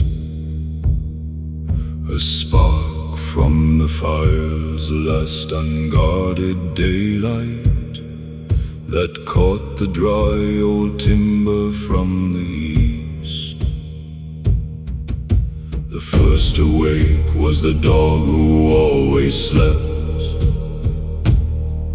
beside the door and knew the air before. The humans felt the smoke and rose and wept at the sound of a rafter cracking to the floor. The maid hall fire begins in the forgotten spark, the one nobody tended in the dark.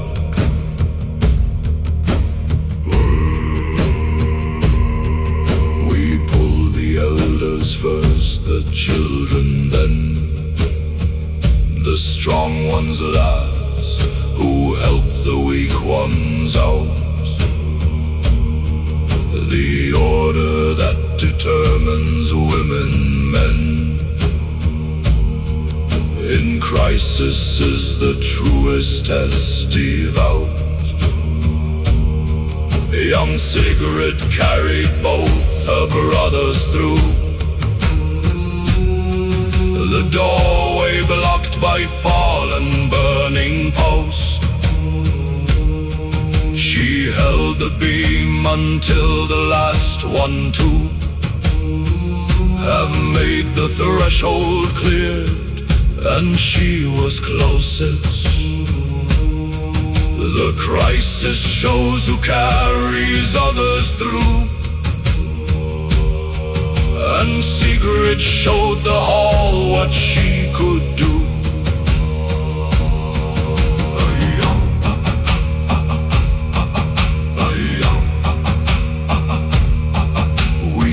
Outside and watch the hall we'd built, with 40 winters of our family's hands, collapse into itself in ash and guilt, of ember drifting over frozen lands. The Jarl said nothing for a long cold hour. He watched the hall become a bed of coal. He watched the symbols of his family's power reduced to what no symbol can control. The burning hall leaves only what is true. The people standing in the cold and dew. By morning we had counted heads entire, and found that no one from the hall had died. The dark had saved more lives than any fire could take from those who woke and ran outside. The Jarl said the hall is timber, pitch and post. It can be built again before the snow. What cannot be rebuilt is what we've lost. When fire takes the ones we need and know, the hall is replaceable, the people not. This truth the meat hall fire has always taught. We built it back in 40 days of labor, every family giving what they had, each neighbor working like their closest neighbor. For the loss of one was every family sad. The new hall stood before the deepest winter, its timbers straighter and its roof more sound. It held no memory of the ember splinter, but something better, gratitude profound. The hall rebuilt is stronger than the burned, for every plank is placed with what was learned.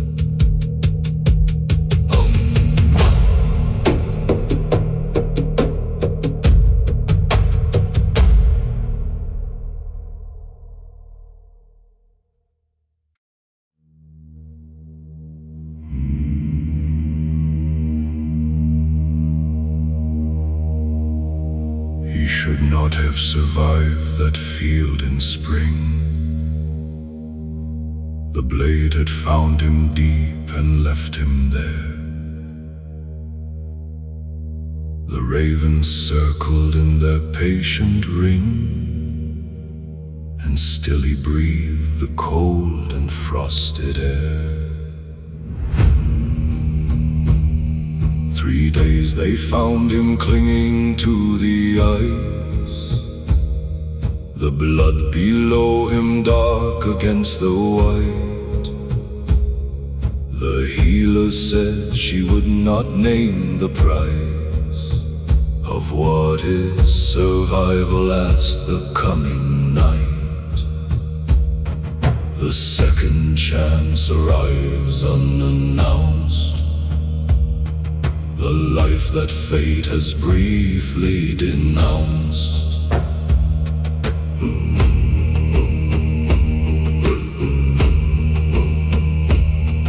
He woke inside the healer's smoky hall. A month of fever later, thin and lost. He did not know the season nor the fall of what his life had nearly paid as cost. The first thing that he asked when words returned was not for water or for news of kin, but did my shield brothers come back who burned with me that morning as we drove them in? The second chance survivor asked for others, before himself, before his pain, before the brothers.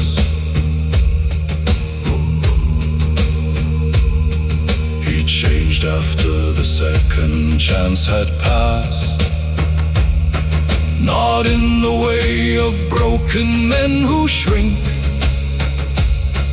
but in the deeper way of those recast by what they almost crossed the final brink.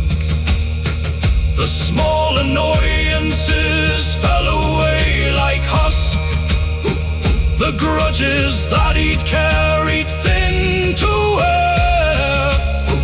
Each morning at the harbor in the dusk, he felt the extra weight of being there.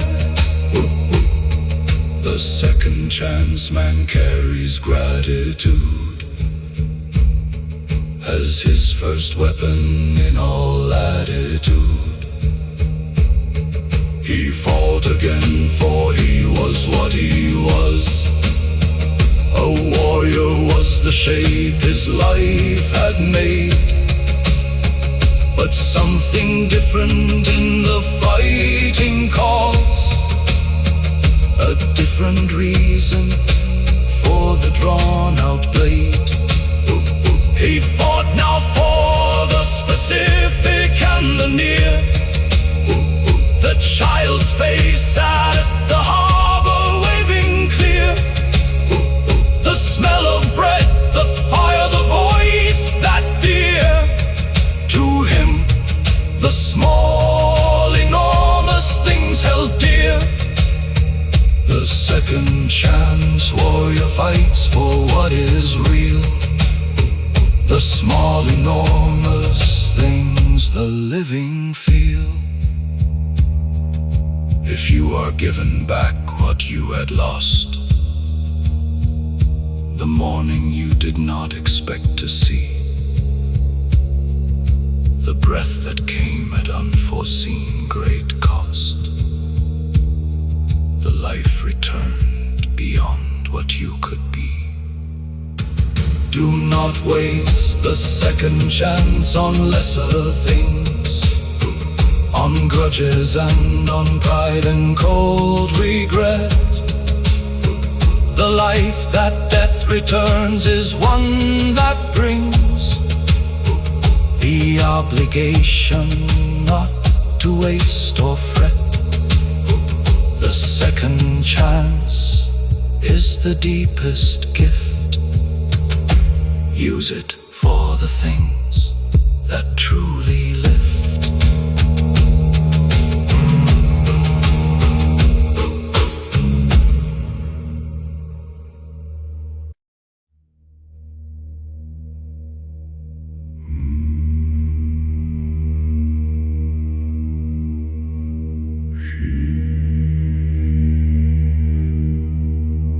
She prepared for 7 days before the walk. No food, no drink except the sacred tea. No idle conversation, little talk. Just the long descent into the free. The fire dancer does not fight the flame. She does not harden souls or trick the mind. She empties herself so fully of all claim that she and fire leave each other kind. The fire dancer walks through by letting go. The art is emptiness, not iron below.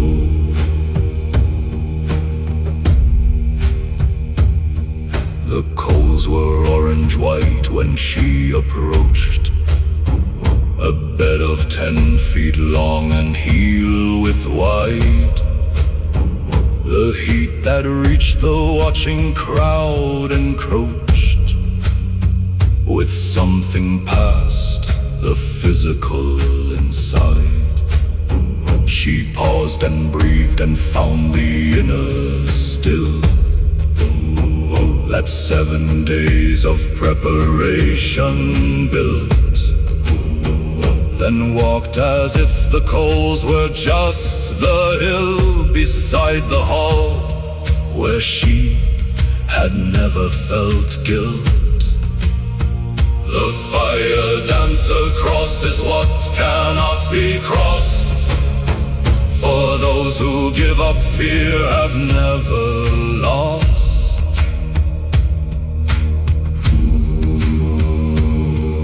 The crowd held their collective breathing tight. They watched each step across the burning length. They felt the heat and squinted against the light, and wondered at the depth of human strength. She reached the end and turned without a mark upon the souls that should have been destroyed. She smiled into the edges of the dark and said, "The fire is afraid of void." The fire dancer proves the mind can overrule what physics says should be the body's crew. She taught the right to those who came with fire. The burning grief, the raging fear inside. She said the same that tames the coal's desire will tame the inner flame you cannot hide.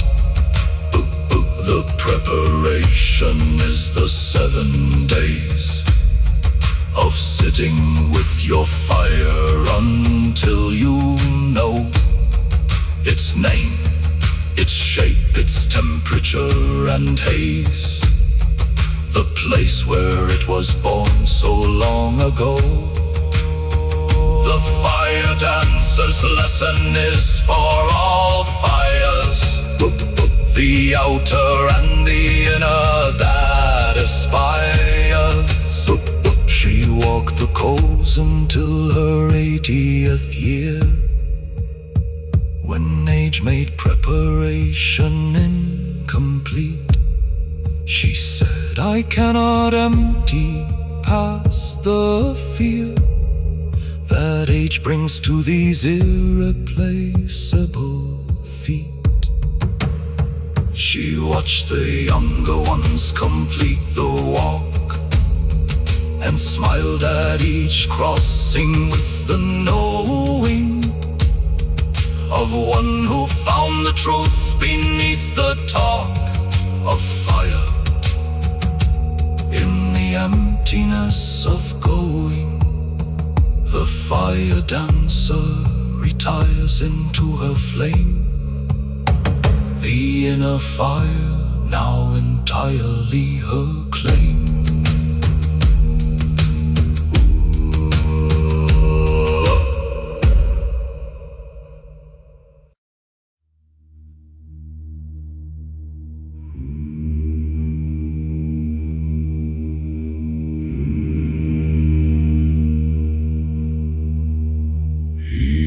Praise the wrong jaw at the feast, had sung the rival's name above the host, had made the fatal error of the beast, of miscalculating who mattered most. His silver tongue that had been worth its weight in gold for 20 years of bending men had misfired once and sealed his certain fate, and never found the hall's warmth again. The skull in exile finds his voice alone, and learns to sing without a hall or throne. He walked the roads between the village fires, too proud to beg, too broken to be proud. He sang for bread to those with small desires, the farmers and the fishermen aloud. The audience that every skull begins, before the hall and the jar's silver ring, is the ordinary life that slowly wins the truer voice that exile starts to sing. The exile skull finds truth in simpler halls, where bread not silver is the prize that calls. The songs he made in exile were his best. No flattery required, no patron pleased, no calculation of the Lord's request, no need to keep the powerful appeased. He sang the widow's grief without a veil, the farmer's joy of first frost on the field, the child's confusion at the old man's tale, the honest things that whole life kept concealed. The exile's song is freed from patron's need, and grows more true by having been free. After 5 years a different jarl arrived, who'd heard the road song sung across the land, who'd found the verses that the exile thrived on making, and requested a command. He offered hall and silver, fire and feast. The scout considered what the offer was. He thought about the patron and the beast of compromise that hall life always does. The exiled skald weighs the hall against the road,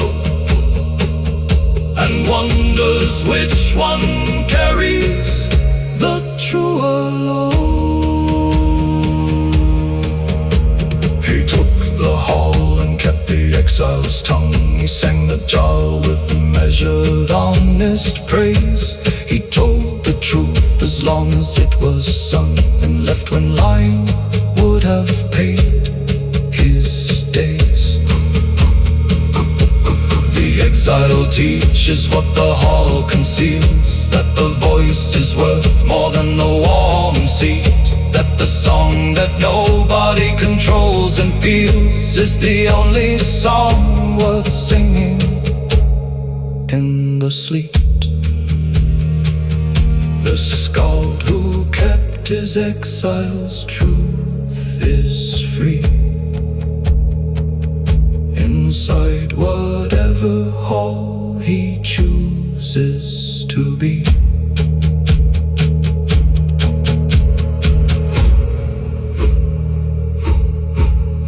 Inside whatever hall he chooses to be.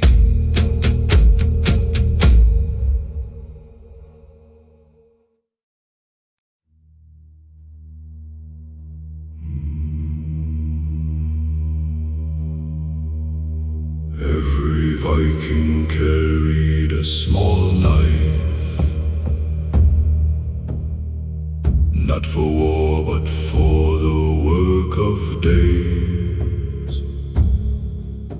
the tool that threaded through the whole of life, from cutting bread to carving runes of praise.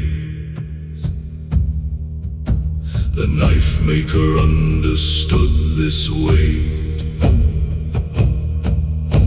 the blade that would be used 1,000 ways, that had to hold its edge through every fate of kitchen work and carving through the haze. The small knife is the most essential blade, the one that daily life is wholly made.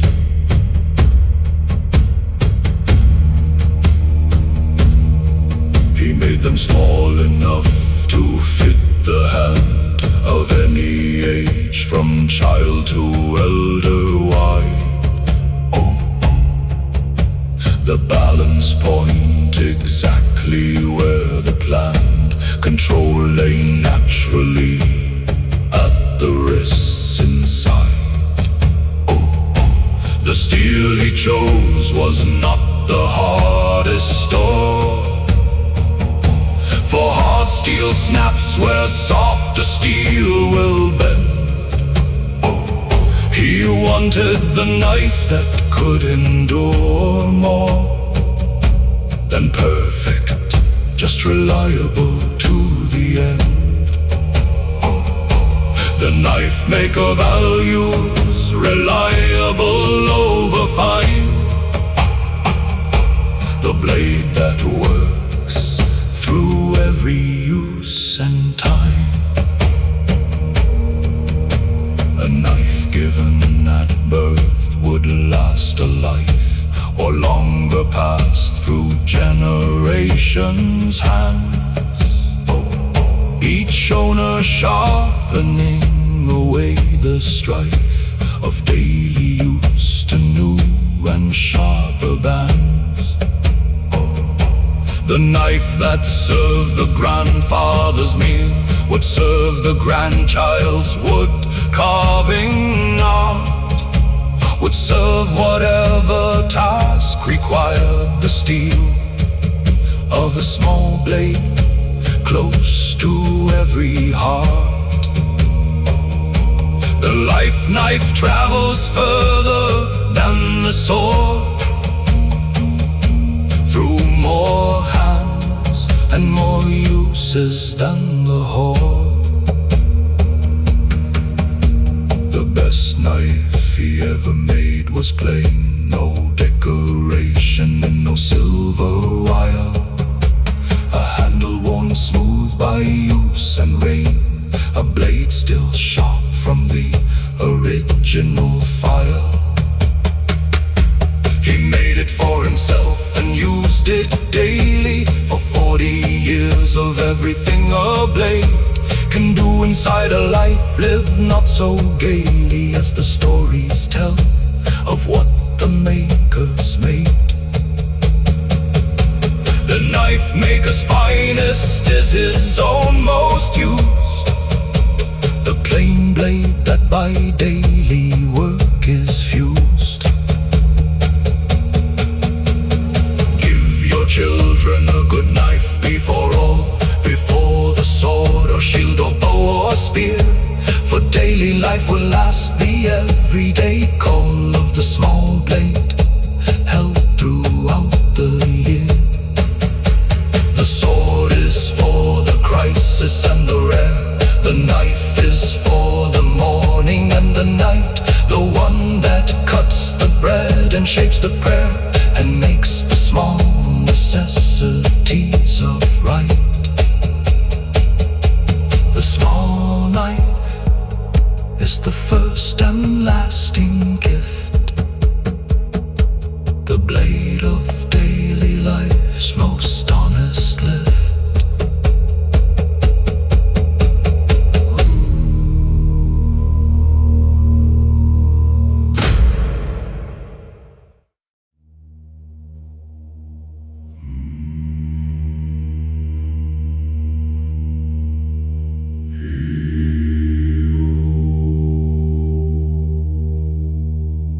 It begins with a sound before the sight,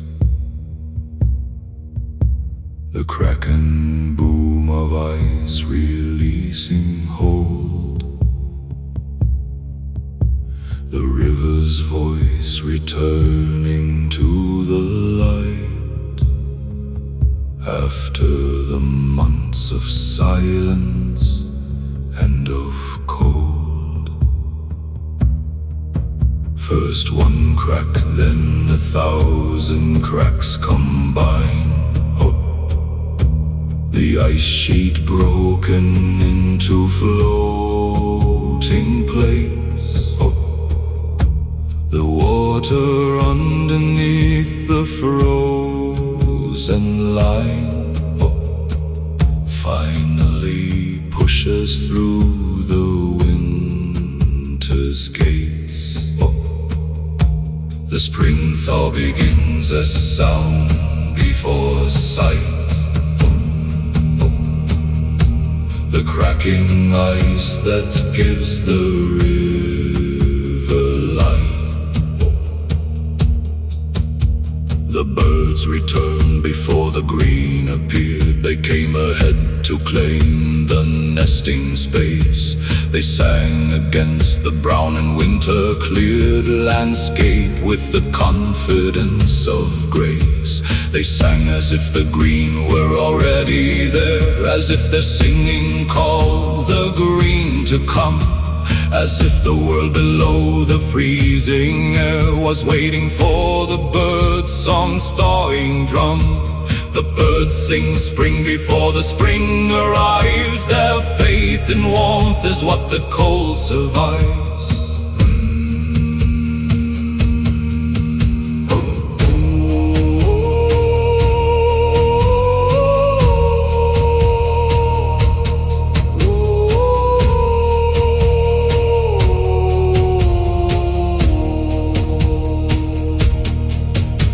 The children were the first to find the flowers, the small brave ones that pushed through frozen mud before the year had given up its hours of cold. The first green pressed against the crud. They brought them home with triumph in their hands, as if they'd found the proof the world still lived, as if the winter's long and cold commands were contradicted by what spring had given. The first flower of spring proves winter wrong, and children understand this all along. And the long ships in their winter storage frames were pulled and checked as the ice pulled away, each plank examined for the winter winter's claims on wood that had been sitting cold all day. The tar was melted and the caulking pressed, the oars unwrapped from their protecting cloth. The crew assembled eager and addressed to the season opening its mouth. The spring thaw launches every Viking ship from the winter's long and frozen grip.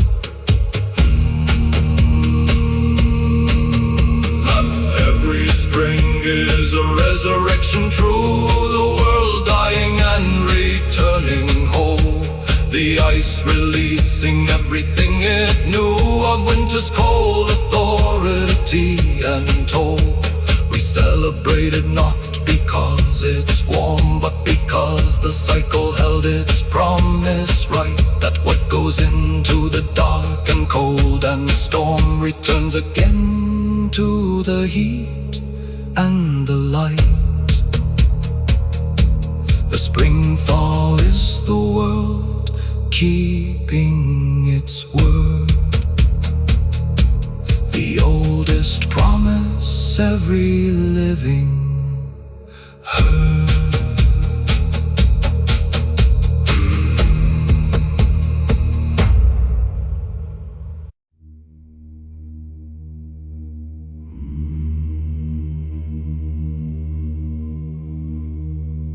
Someone must do what the community decides in judgment must be carried through. A task of such peculiar unity, with mercy and with violence through and through. He was not proud of what his role required. He trained for years so it would not be slow. He learned the anatomy until he'd fired the knowledge into the single certain blow. The thread cutter serves justice, not himself. He takes the weight no other takes from shelf. He spoke with every condemned the night before. He asked them if they had a final wish. He carried messages from the final shore to families and settled the last dish. Not from cruelty, but from the deep belief that every life deserved its proper end, that even those who'd caused the greatest grief were owed the dignity of one last friend. The thread cutter is the condemned's last kindness. He offers what execution's blindness.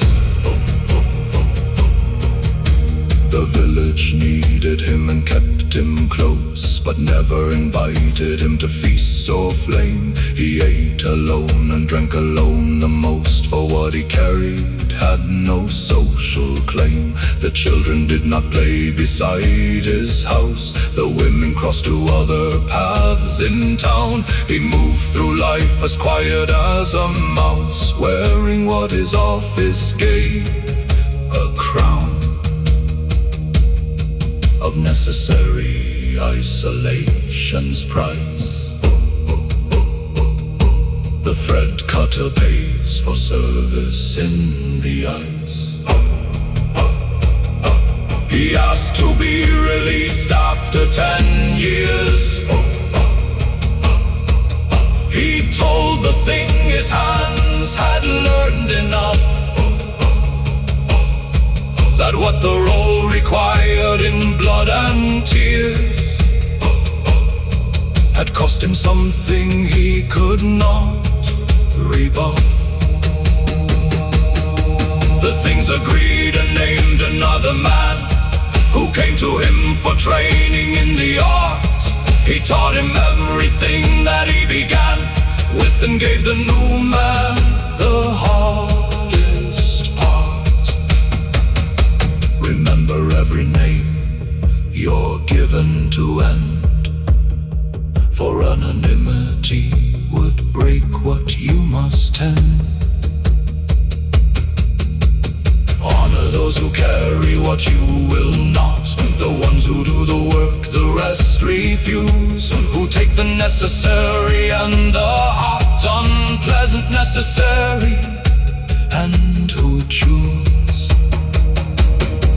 The thread cutter holds up community's will in the single ocean of a single hand. He is the price of judgment and the still small horror that makes justice understand. The thread cutter makes possible the law. Without him, justice would remain in law.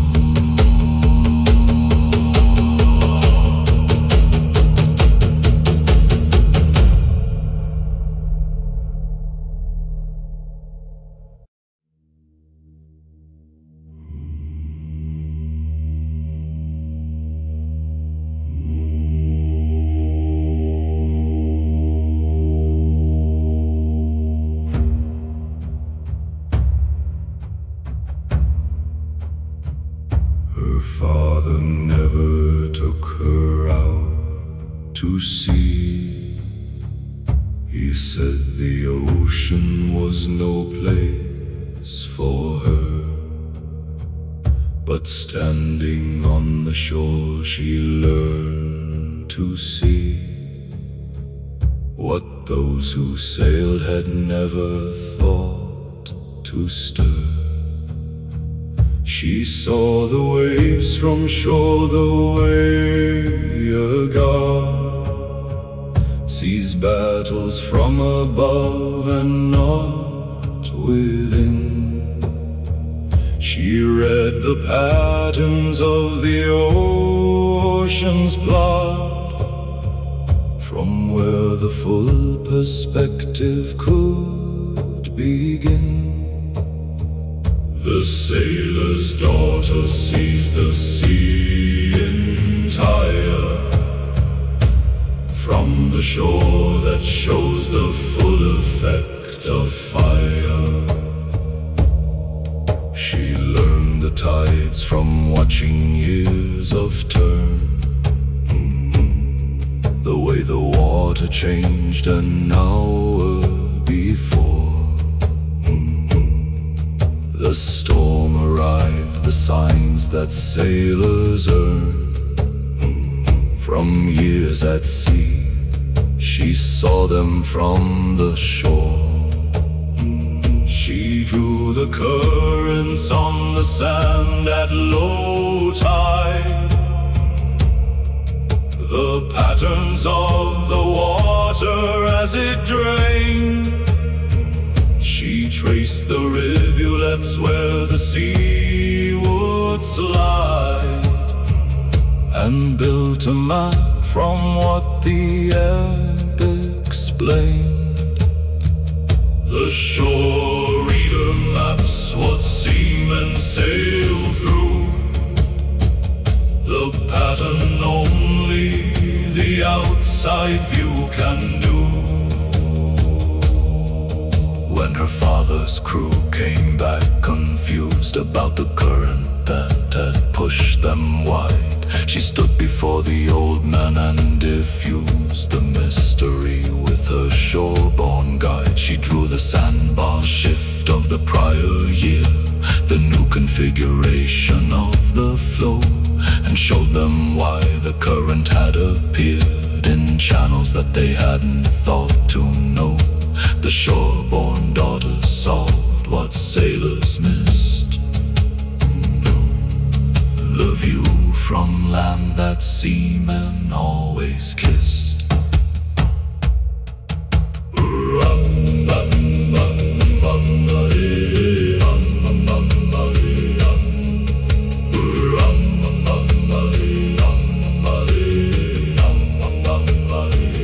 Her father finally took her on the tide when she was 30 and had proven clear. She stood at the prow and looked the ocean wide and said, "It's smaller than it looked from here." He laughed and said, "The sea is always more inside than any distant view can give." She said, "And yet the view from off the shore shows what the inside view cannot retrieve." The shore and sea perspective are both needed, and the sailor's daughter shows this unimpeded. Name the women who stood on the shore and learned the ocean that their fathers sailed through years, whose knowledge was the distance that they earned from watching and from learning through their fears. The navigator in the ship depends on the shore knowledge that the watchers give, on the lighthouse keeper and the one who bends to read the shore for where the deep lines live. The sailor's daughter earns her place at sea for what she knows that no sailor could see.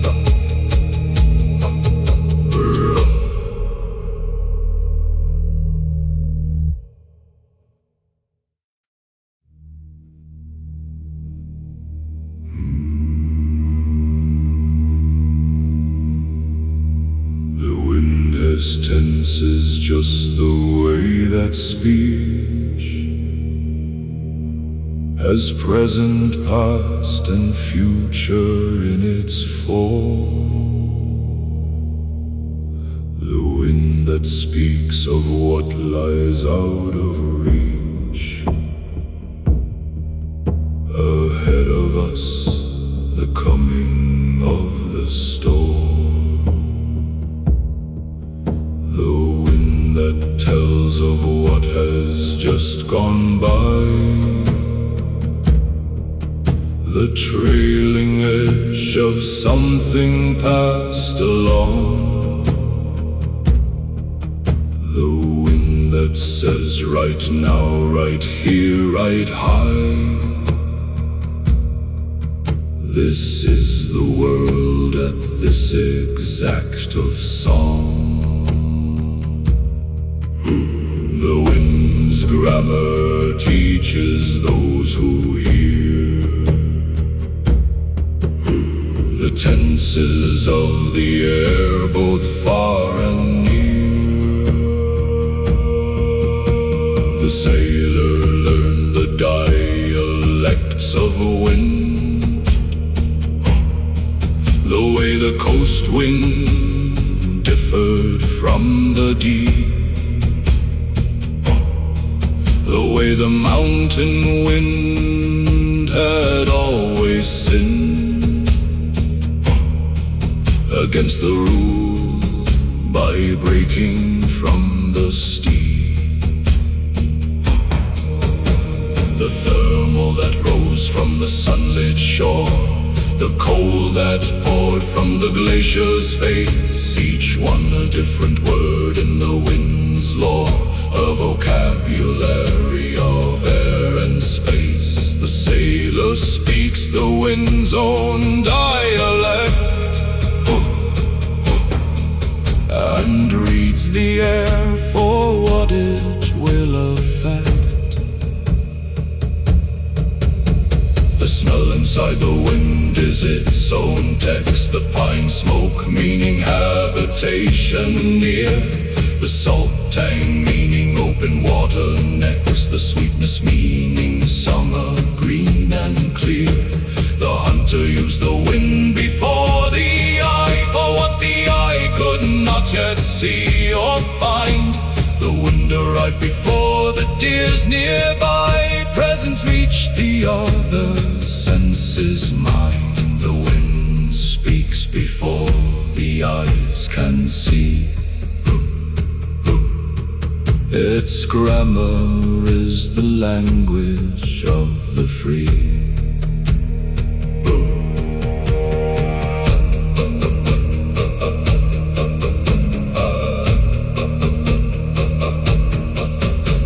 The children who grew up beside the shore learned the wind's vocabulary in play. Before they knew they were learning any lore, they'd absorbed the grammar of the day. They knew which wind meant father would come home, which wind meant the boats would stay in port, which wind meant you could safely let the foam of distant shore become your distant thought. The shore child speaks the wind before the word, the air's own language in the body heard. Listen to the wind before you act, before you raise the anchor, ship the oar, before you commit to what can't be retracted. Let the wind tell you what the air has stored. The wind arrives before the consequence. It carries news of what the sky intends. Its grammar is the oldest future tense, the language of beginnings and their ends. The wind's grammar is the world's first tongue, the oldest language ever said or sung.